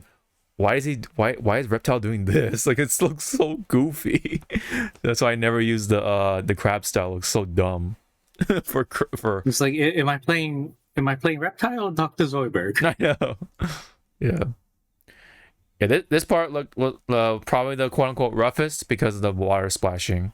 The water splashing looks a little funky here. But again, they have a few months left. Yeah. Maybe they can clean it up. Yeah. Do some touch up. Yeah, clean it up. I think this trailer sequence was just made for the event. Right, of course. To have something like here we have something to show. Right.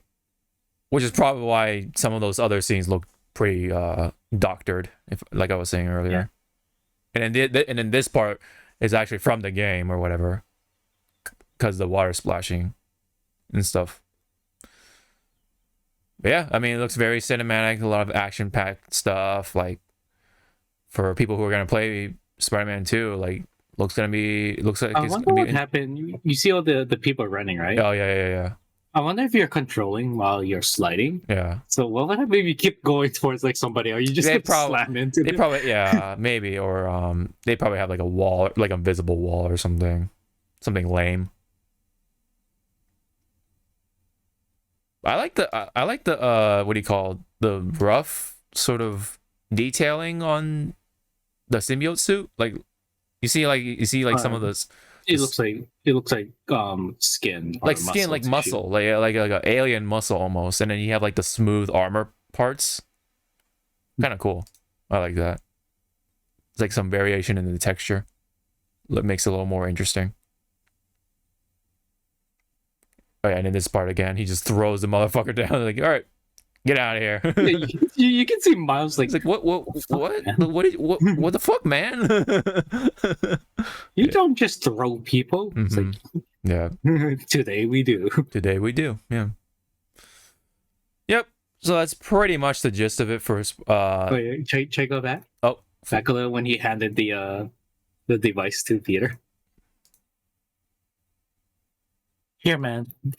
This is a 1 terabyte for you to have for MK1. Yeah, this is the 1 terabyte. This is the dedicated device you need for Mortal Kombat. This is the 1 terabyte SSD for the M2 drive. The M2 drive. Oh my god. Thanks, man. How did you know I needed one? That was pretty good. I like that. The M2 drive for the one M2 drive for Mortal Kombat. For Mortal Kombat. Yep. Good. I can put this with my other 29 for my along with my Call of Duty. I know. It's like, oh god. It's like, oh Jesus. Yeah, no. Yep. All right. So that's pretty much it for the showcase. I mean, I know. As an overall? Yeah, overall. Do it in overall? Okay. I guess I'll kind of go first. Yeah, go ahead. It's a meh out of ooh. Yeah, so we put it meh out of ooh. Well, ooh is like, oh my god, ooh. Yeah. This is a meh. Yeah. So a meh out of ooh. Yeah. Like honestly, like it's pretty mixed. From what I can hear, from the reception of the viewers, like there's some cool stuff in there, right? Yeah, there was cool stuff. but there's already stuff that we know, like Street Fighter, right? And then it's like also with like as I said last week when we were like touching a little bit upon like your expectations. I didn't have big ass expectations. Same here. Yeah. It was more like I would love to see these, right, but right. Whatever. I was kind of hoping for more Tekken, but yeah, for more Tekken. Yeah. Which would have been a good show off for like 2 other characters or something. Something like that. But on my bingo card, I put which I forgot to share. I wanted to see Pragmata. Oh yeah, Pragmata. Yeah.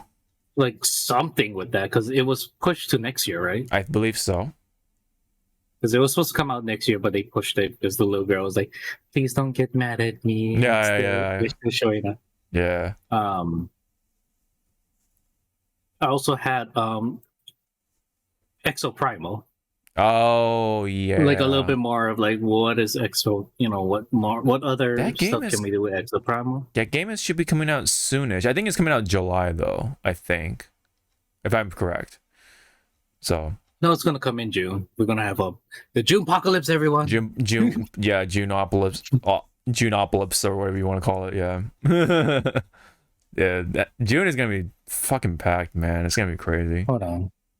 Excuse me, you can't just walk in here by kicking the door. What? It's pets.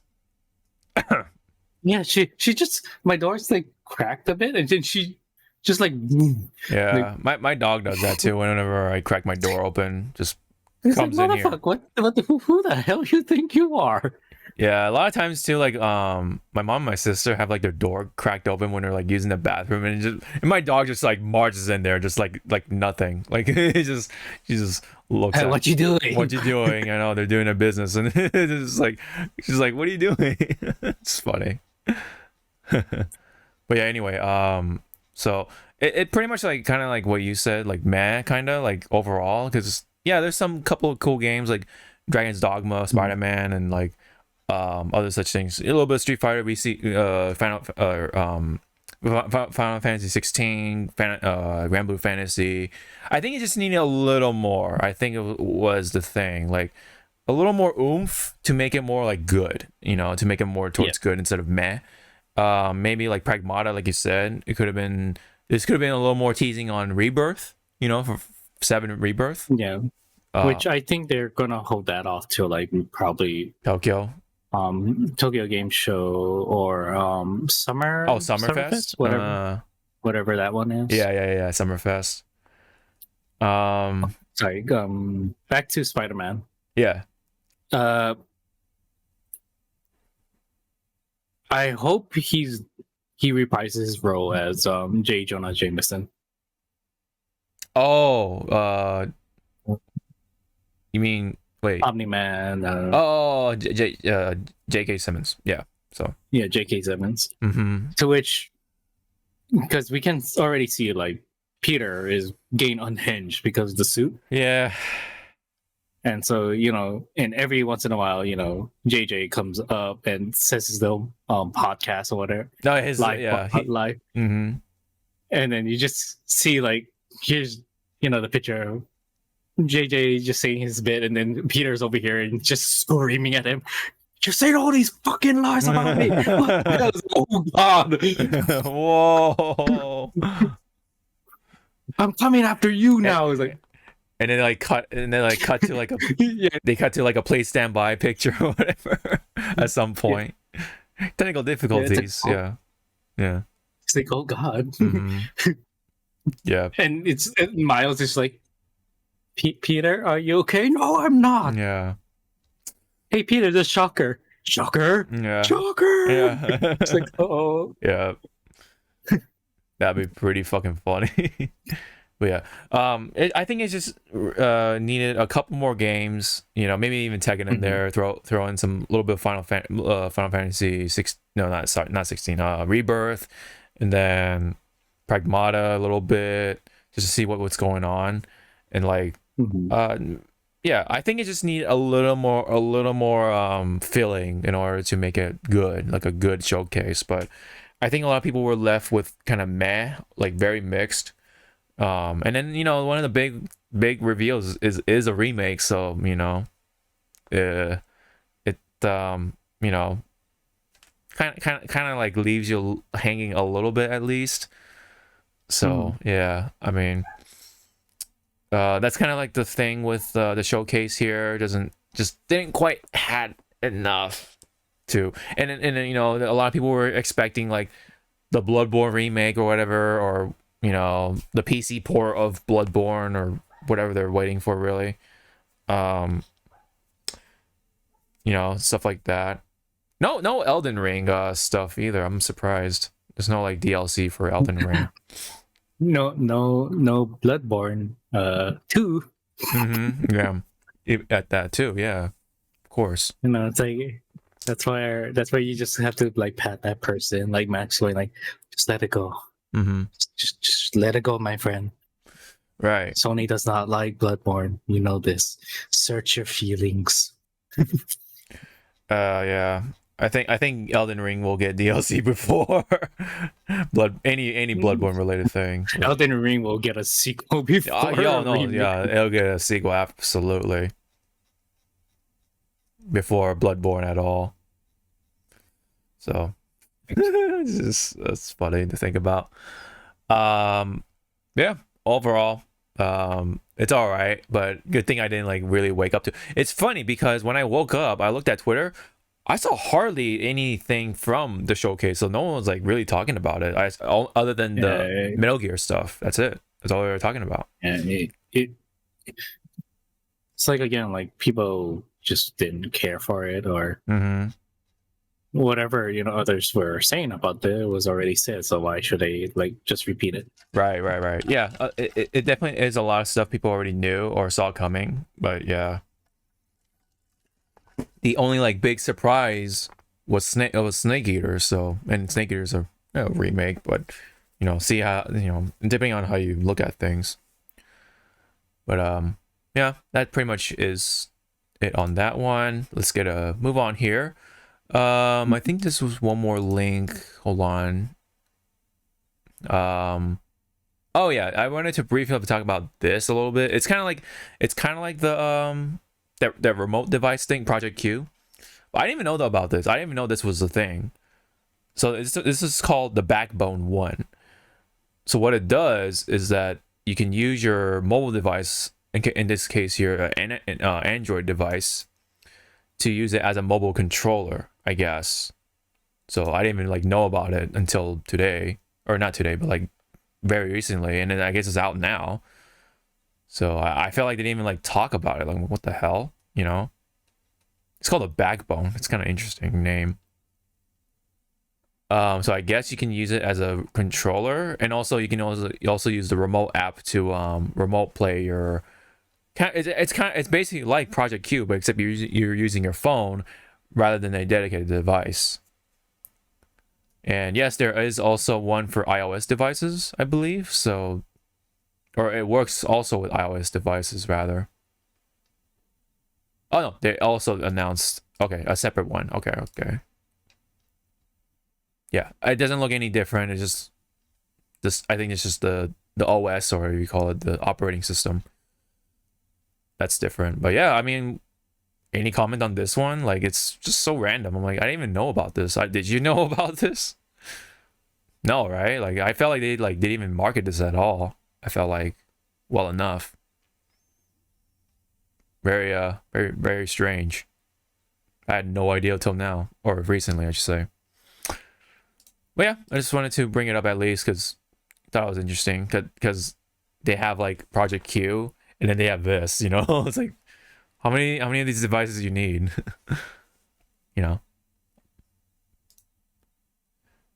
It would. I feel like it would be pretty handy for like mobile games, because like, I can use this to play like Genshin Impact or something on my phone, or Star Rail. That'd be kind of cool. But Star Rail is a little easier because it's turn-based combat, so you don't need to like, move around or anything like that to an extent. So you just like point and click.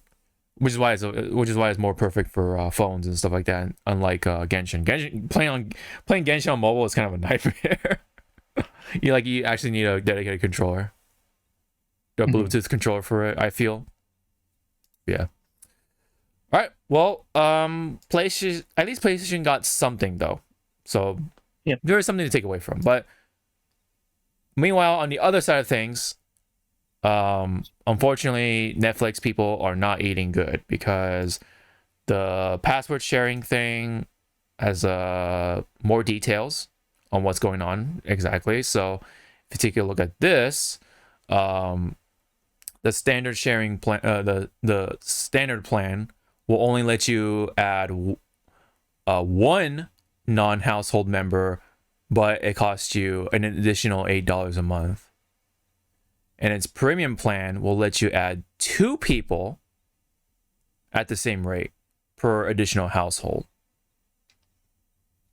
So, yeah, $8, additional $8 for that, for just to share your password with one other person is like, what the fuck? Well, what is it? Password sharing is love or whatever. And oh yeah. No, I have that same tweet. Hold on, somewhere. Yeah. So this came from 2017, and then there's another one that says love is an addiction, and then the thread comment or whatever, it says love is sharing a password. And I do like how Uno is there. Uno of all things. It's like, is this a ratio? Oh, okay, never mind. It's like kind of close. Because this one has 70,000 likes. This one has almost 60,000. But this is from this year though. So yeah, that's pretty funny actually. And then this tweet it was like from how long is it now? 6 years ago. So holy shit! Like they gained that many likes in that couple of months or whatever. That's pretty funny. The reversal card too, so it's pretty fucking funny. But yeah, this tweet fucking aged like fucking milk. Like it's terrible. Yeah, $8, man. You know how much? You know that was how much it cost when Netflix first came out. Yeah, when it first came out. Yeah. $8, man. Now it's like double the price. And then now you gotta pay half the price additionally to the to your overall bill just to share with one other person. So here's my thing, right? Like does that mean, like, let's say like I share this with my sister, right? Like, does that count or does it not? Because like she's a household member, right? Yep. But she's gonna go probably use that at someone else's house. So what happens then? Like, does that set off the $8 thing? Like, yeah. So that's why I'm not really. I haven't been signed up to Netflix or anything like that since. And then it's also like, how do they know? Yeah, exactly. And then it's like, are they IP tracking? Because I believe on some point IP tracking is kind of illegal. Yeah, I think so. Yeah. There's a regulation on that, I believe. Yeah. Man, it's really happening. Like, people were so mad about that, and then Netflix was just like, "Oh no, it's a mistake. Don't be mad." But they brought it here. I was like, okay, like what the fuck? You saw how people reacted. You still went on with it, and people are still feeling the same way. Like, what the fuck? Like, yeah, this is definitely a no for me. I'm definitely not gonna be signing up for Netflix for at least for a very long time. Like, I guess I'll try to find another way to watch like the One Piece live action thing once that comes out, and then Stranger Things. So, like, I hope they get rid of this, but for right now, it exists. It's terrible, very stupid. The Netflix was blaming their loss in profit or whatever on people were sharing their password.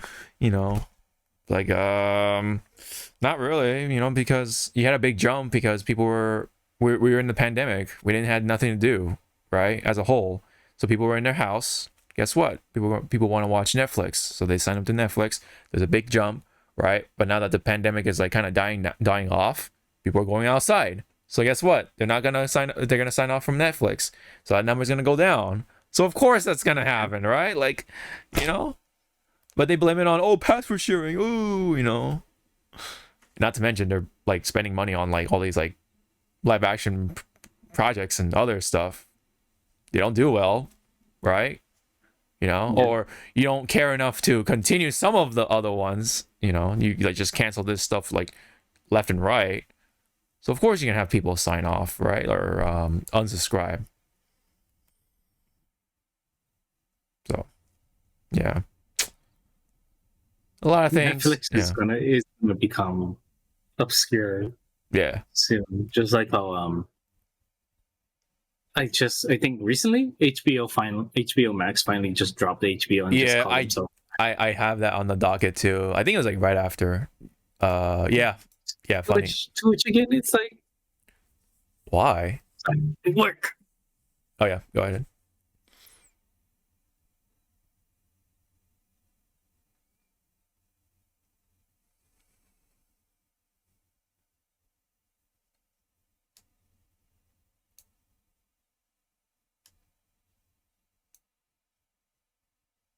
Okay. Yeah. They were just reminding me, oh, you're gonna be working in the back next week. It's like, I know. Yeah. That's gonna be fucking heaven. I don't have to deal with customers. And they're like, it's my boss, so I'm allowed to kind of swear like that. Casually. She's like, you know what? When you get back on the floor, you're gonna be working at this register. I was like, now that you put it this way. It's like, now that you said that, it's like, shit. Yeah. It's like, shit. Mm-hmm. But funny you mentioned HBO. They did switch over to just Max, which makes no fucking sense to me. I don't know why.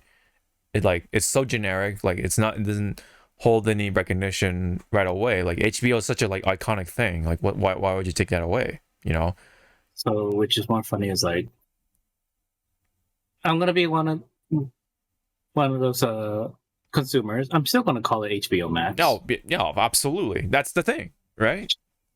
Just like how till this day with Overwatch. Oh yeah, that's Cassidy. McCree. No, that's McCree. That's McCree. That's fucking McCree. No, his name is Cassidy now because the whole thing's like, no. Yeah. No. I don't think anyone cares. Like, I don't think a lot of people care about that. Yeah.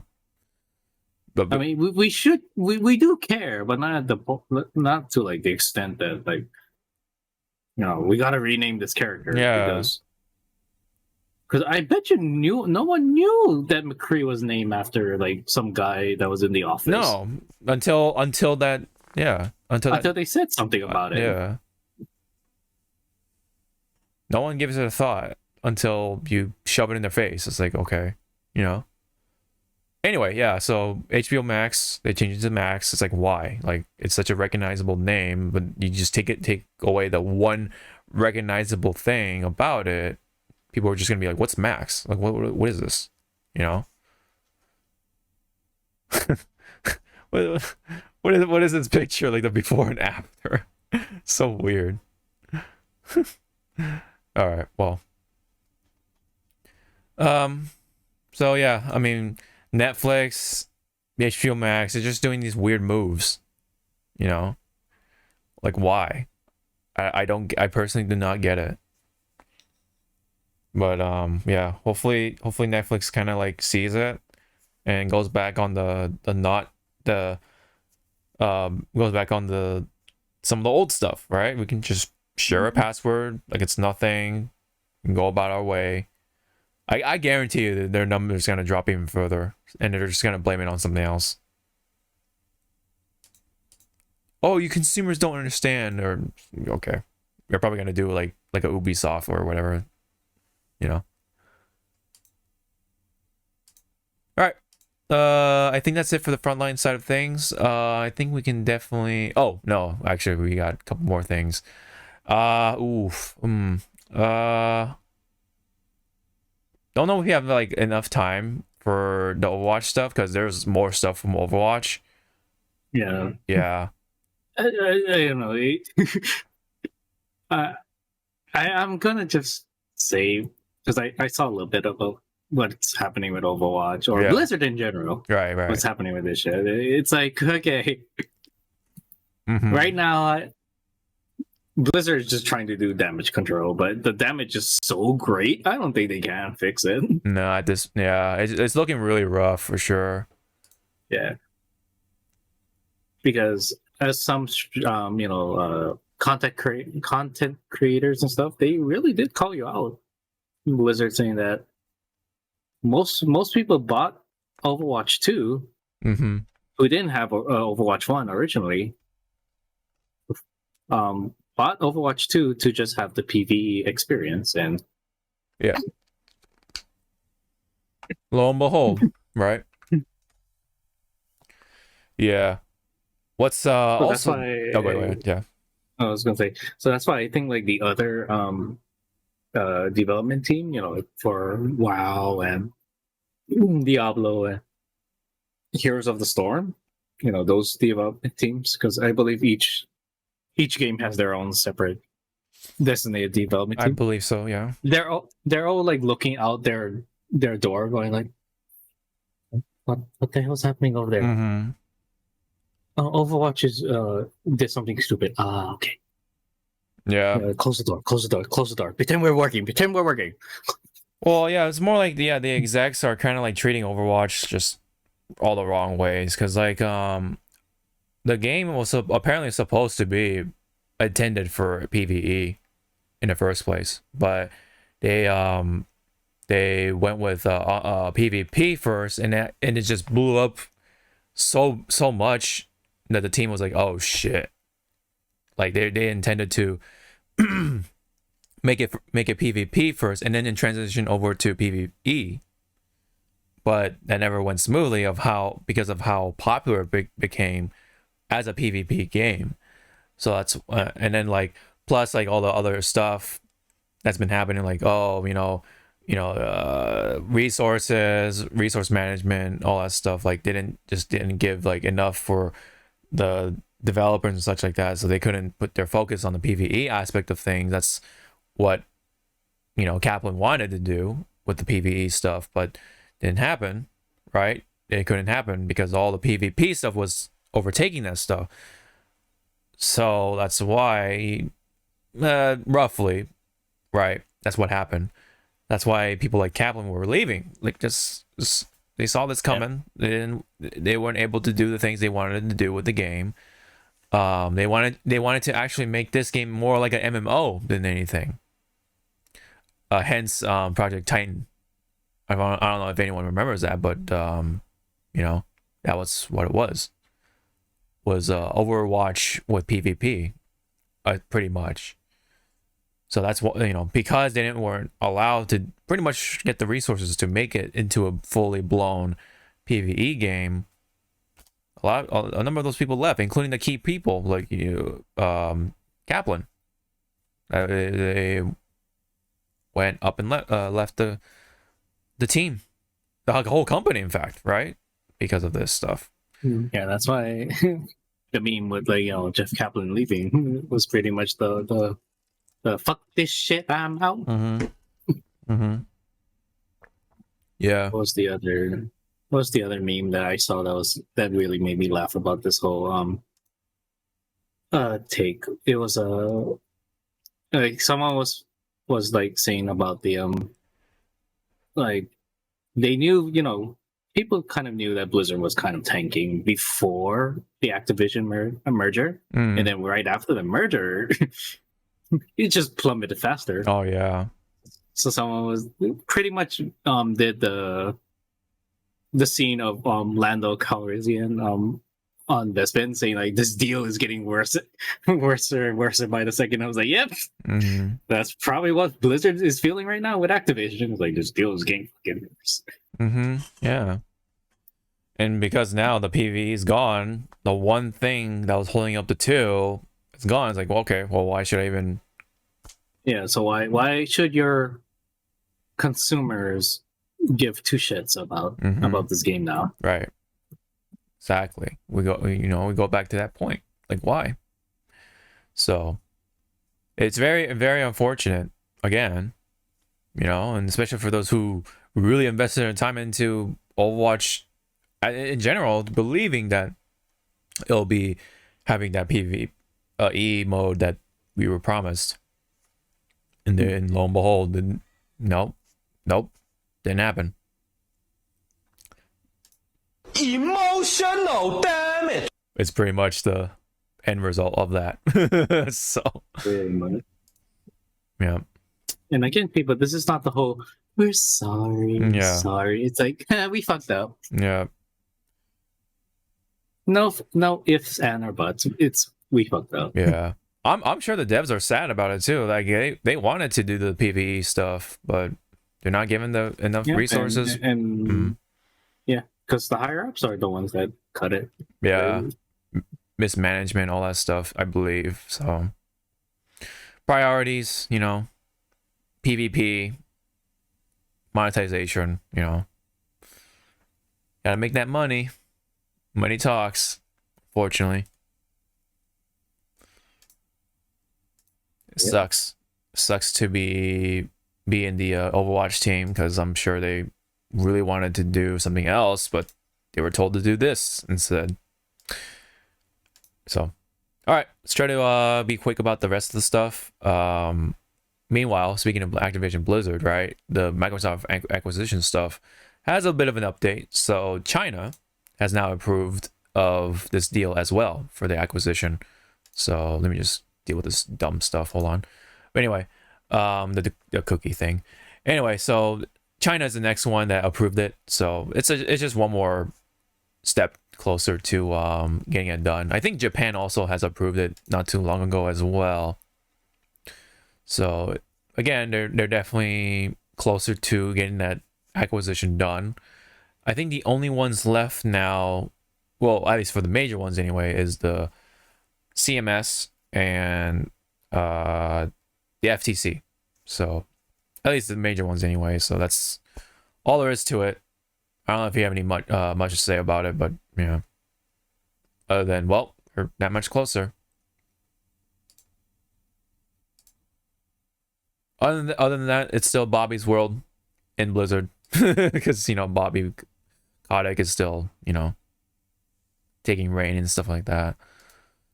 This one I definitely wanted to talk about a little bit. This was a very interesting story, video game related, of course. So Japanese authorities make their first arrest over video game spoilers, right? The monetized YouTube videos of Steingate, My Embrace, also included its ending. So I guess the company who makes Steins Gate was not very happy at all to see that. So I guess there's a law that you arrest people for that. So of all things, right? Let me read some of this stuff.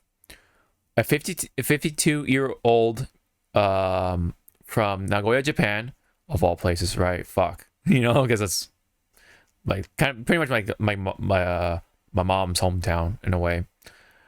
Is now the first in the country to be arrested for illegally uploading game videos on YouTube. Yeah, so they're monetized and they included the game's ending. The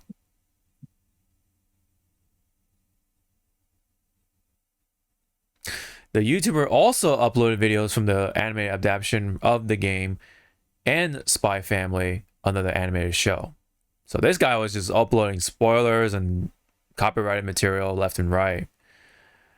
And let me see. Yeah, that's pretty much all it said.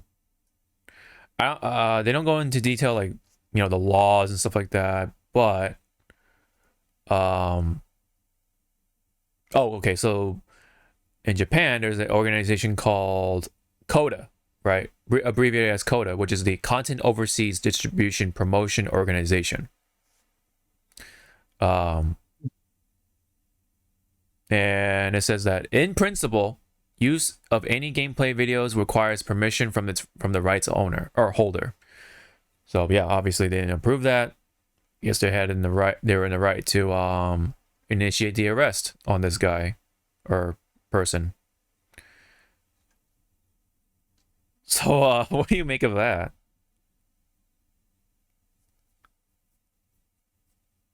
The fuck? Yeah. I didn't know you can get arrested for spoilers, man. But here we are.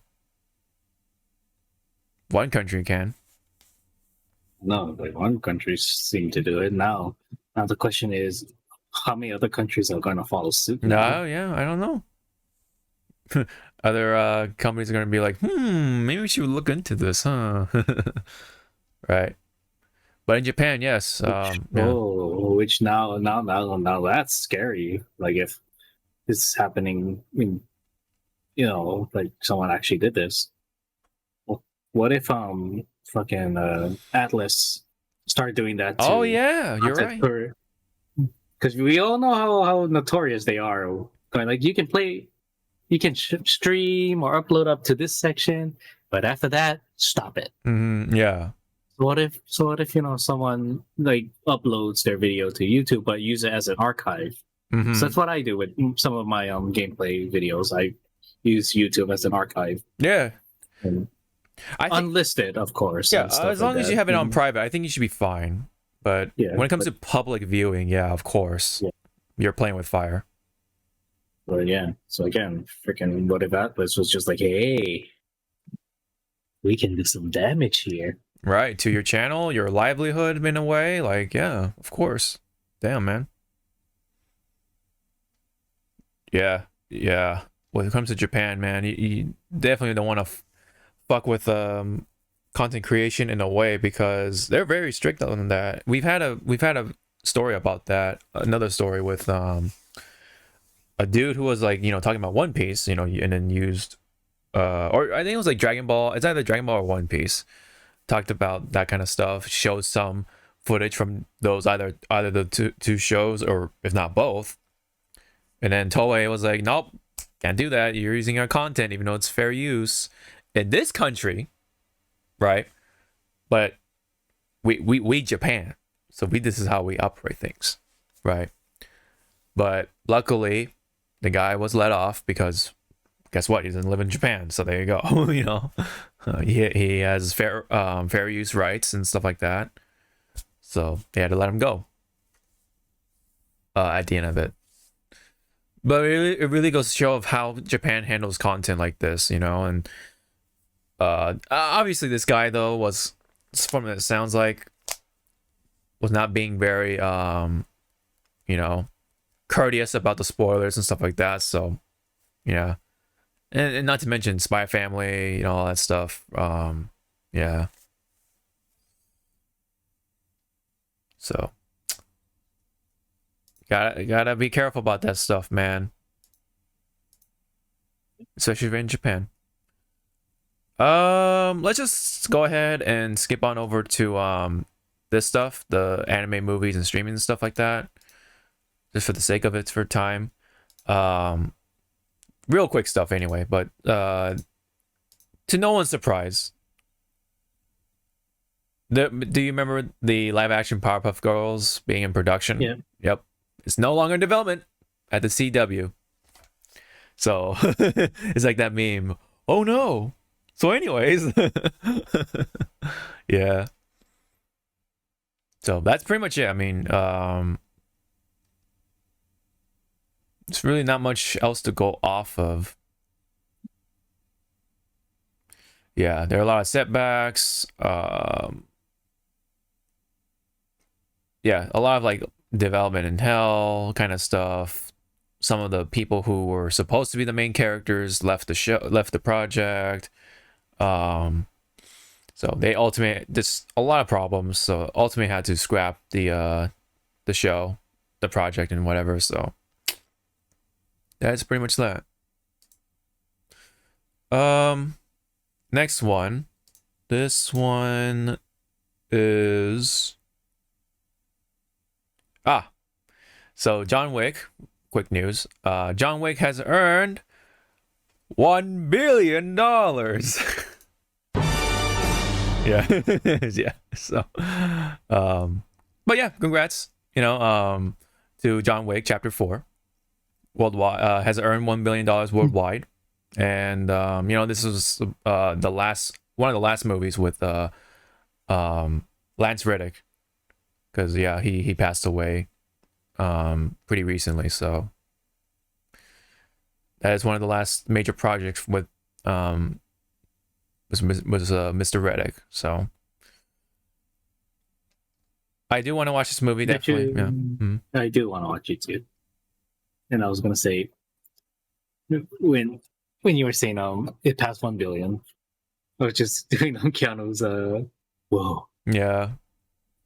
Yeah. It is definitely something for an action movie to, you know, reach this point, right? With the 4th movie at that too. So yeah, I think sort of like the posthumous sort of nature of the movie maybe had to do with it, since it, yeah, you know, Reddick did pass away, so they want to, like, you know, support the movie further by either rewatching it or tell other people, like, oh, watch this movie, go watch this movie, you know. Yeah, but it's cool. I'm all for it. You know, I definitely want to watch chapter 4 once it's readily available on streaming, because I think you can buy it right now digitally, but I'm gonna wait for some sort of streaming thing to come up, so hopefully I can catch it soonish, right? And yeah, you know, really sucks to, you know that Reddick passed away, because he's such a great actor, you know, and definitely this is one of his highlights too, as the guy who works at the front desk, you know, at the Continental, you know, that character. I forget what the term was for it. It's like concierge or something, you know, that person, the concierge. The concierge, yeah. Let's just go with that. Yeah, very badass, very sophisticated, you know. And Reddick did that pretty well, or very well, rather. So yep, awesome to hear. $1 billion worldwide. But now I want you to definitely pay attention to this. So check this stuff out. Check this out.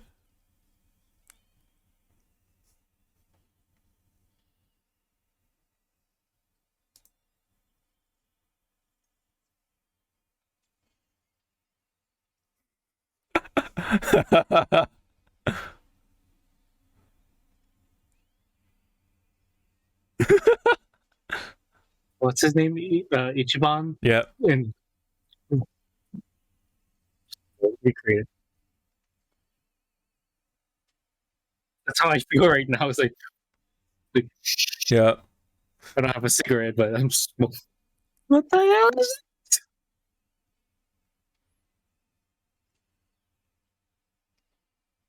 Someone in Japan had too much fun with this. I know, right?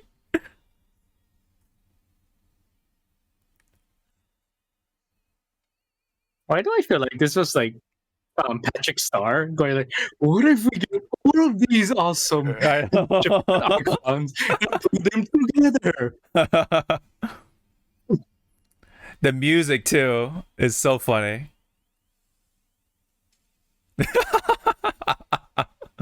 You know, this would not like make sense in America, only in Japan. Mm-hmm. Yeah, I don't know what this came from. Like, I don't know if this is like official. Like, the people just like got together, like, you know, let's do something fun, right? Let's just do like a short thing. I don't know if this is fan made or I don't know what, because like the costume for the Megazord is real. I think it's practical, right? So yeah, so I think that's like at this is at Toei right now. So it's like somebody in the costume department had to make this. Mm-hmm. I like the fucking Godzilla, man. Hold up. Which is more funny because these are all the Shin movies. Yeah, the Shin stuff, yeah. Fucking Godzilla's head. And then you have Kamen Rider's, yeah. Kamen Rider's motorcycle be like the helmet. And I'll form the head. Mm-hmm.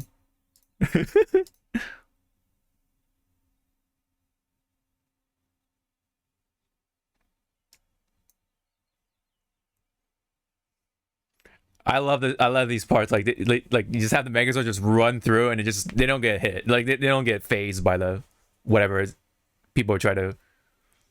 It's got plot armor. It's also funny that when you think of like the suit actors going through all of this, it's like you have to get one prop.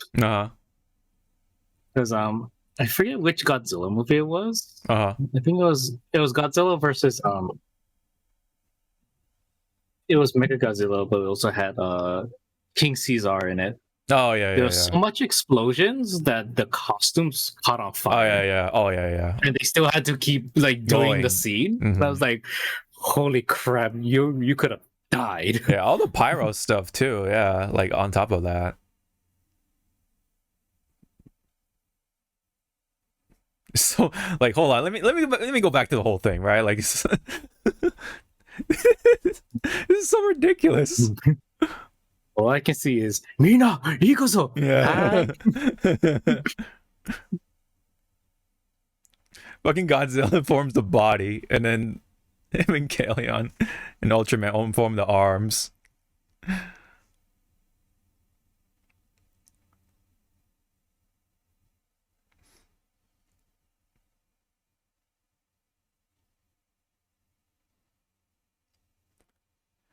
Yep.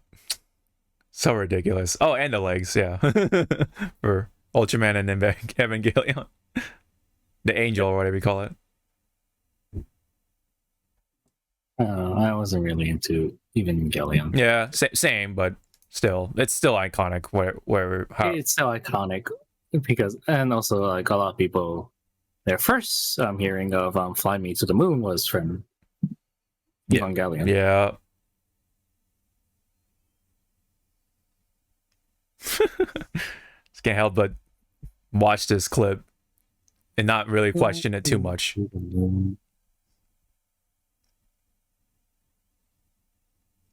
Boosh, yep.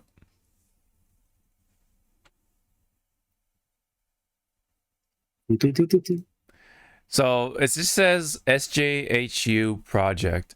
So Shin Shin Yubasu Robo. Unibas. Yeah. It just says Shin Universe Robot. So weird. Yeah, I have no idea where this came from. And I love I like this reply right here. It says, I would like the re-release of the HG Apion kit, please. The guys from Pawn Stars are like, the best I can do is this hybrid kit of Evangelion, Godzilla, Kamen Rider, and Ultraman. Yep. And then it's the what? With the finger bent down. So funny.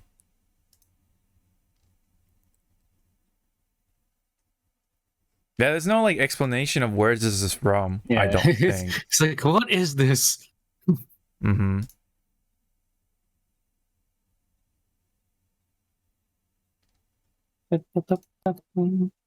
But yeah, I'm glad that the Megazord or whatever was not CG, at least entirely anyway. Yeah, someone asked like, what's this from? Like, oh, wait. So it's a trailer for the new Shin Universe action figure.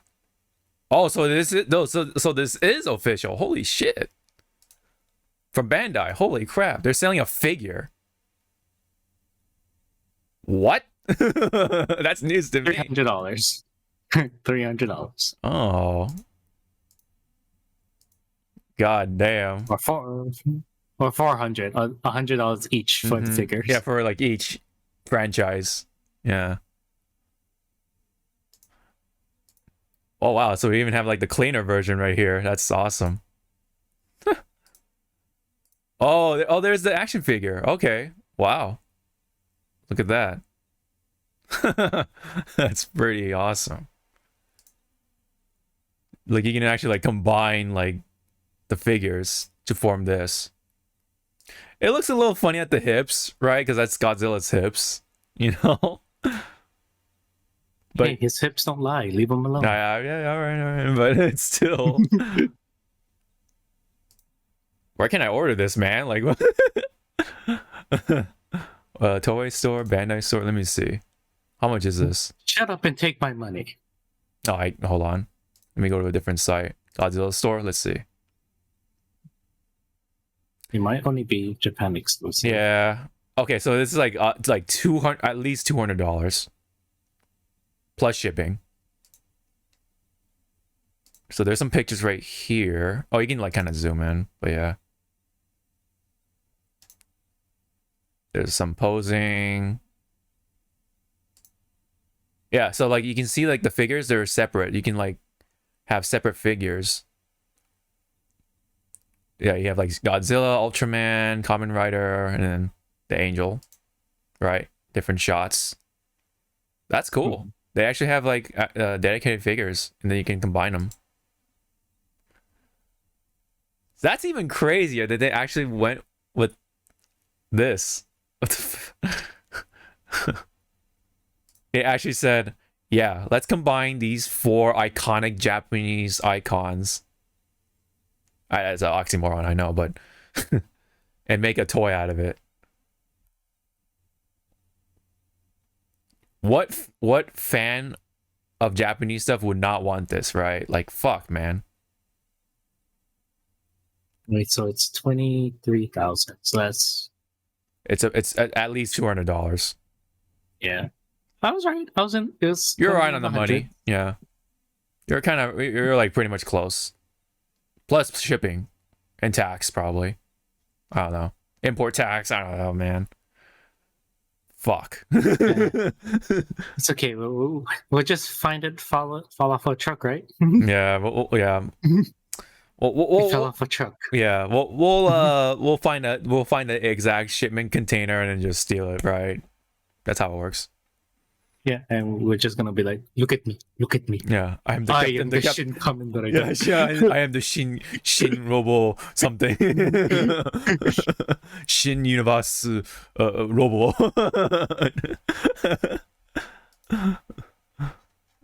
Wow, that's even crazier. This is actually official though. And it's making a figure out of it. That's crazy. It's all mind-blowing, guys. All right. So that is essentially how we can wrap up the show today. Well, I was gonna say we can also wrap it on this. Oh, this lovely video. Which one? I put it into Hypecast. Okay, hold on. This is for all you people, for everyone that was in band class. Oh, come on. I was in a band class, but I know this has happened once or twice. Hold on.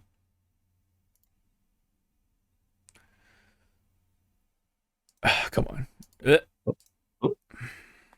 Bam. There we go. All right. Is this like copyright music or no?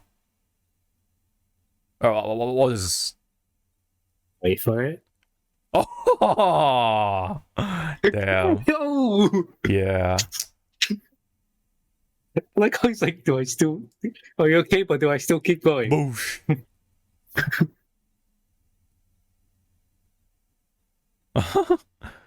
Like how the conductor also saw it and he's like, keep going, keep going. I know. Hey man, stuff like that happens, I guess. I perform in a concert band and marching band and whatever. I mean, we've had our share of little drops and whatever, right? But I've never seen that before. I definitely can't say I've seen it. I remember seeing my cousin when they were performing. It was the big Tua. I guess the guy behind him sneezed and like slammed like that onto the front. And I was like, and I guess he at the same time, he blew into it, so the guy not only got hit on the head, but also got probably his eardrums like rocked a little bit, yeah. And I was like, is he okay? Yeah. Yeah, we've had like people kind of slipping and tripping and stuff like that, but yeah, during a marching band, but yeah, the marching ones. I know sometimes with the marching band, the drumline part people, like, I guess it was the drum sets they were using. was kind of old and it was raining, so more factor into the thing breaking. So I guess the guy hit it a little too hard and he like punched through. And all he did was just doing like just whacking the side of it. Like I can't do anything. Being broken. Yeah. It's gonna sound weird, alright. Yeah. I remember when I first joined marching band, like I like of course like a lot of people always want to play the drums, but like when you come to find out like the ins and outs and stuff like that, it's like, yeah, okay, I'm kind of glad I don't play drums. So I stuck with saxophone. That was like for 3 years. I have not touched a saxophone since, but yeah, I kind of want to get back onto it, but I haven't really had the money nor the time to get one myself. Because I've always well, now my mom bought me a saxophone, and then when I was done with it, I just traded it in and stuff like that. I wish I kept that, but you know, it is what it is, man. When you're strapped down cash, man, you gotta do what you gotta do, you know, sometimes. But yeah, maybe someday when I'm back. That's why I make a joke to my boyfriend. Sometimes he's like, I need money. Just make an OF. Oh just man. Make an OF. OF, oh man. he just stares at me. No. He's like, I don't. He keeps going like, no, I don't want to make an OF. My PP not big. I was like, you don't fucking know that. Fucking do an OF for feet. Look at the people that like that shit. Yeah. Yep. There's stuff like that out there, man. It's the internet after all. Well, anyway, let's end it before we go into this weird rabbit hole of a conversation that hopefully does not evolve into something else. But anyway, thank you very much for tuning in. Tune in next week, everybody. One of us is gonna have an OF. Oh no. Oh man. Thank you for tuning in on this episode of the Hypecast. Always fun to talk about this stuff other than the OF, but no, we love talking about OS. Yeah, sure. But yeah, well, I think next time we record, it'll probably be a shorter episode because we have to like move around some things because you know, work related stuff for Zawa, you know. So yeah, we'll probably have a lighter episode. Let me hopefully by then though we have stuff to talk about. If not, we'll probably play by ear. You know, we'll try to do something.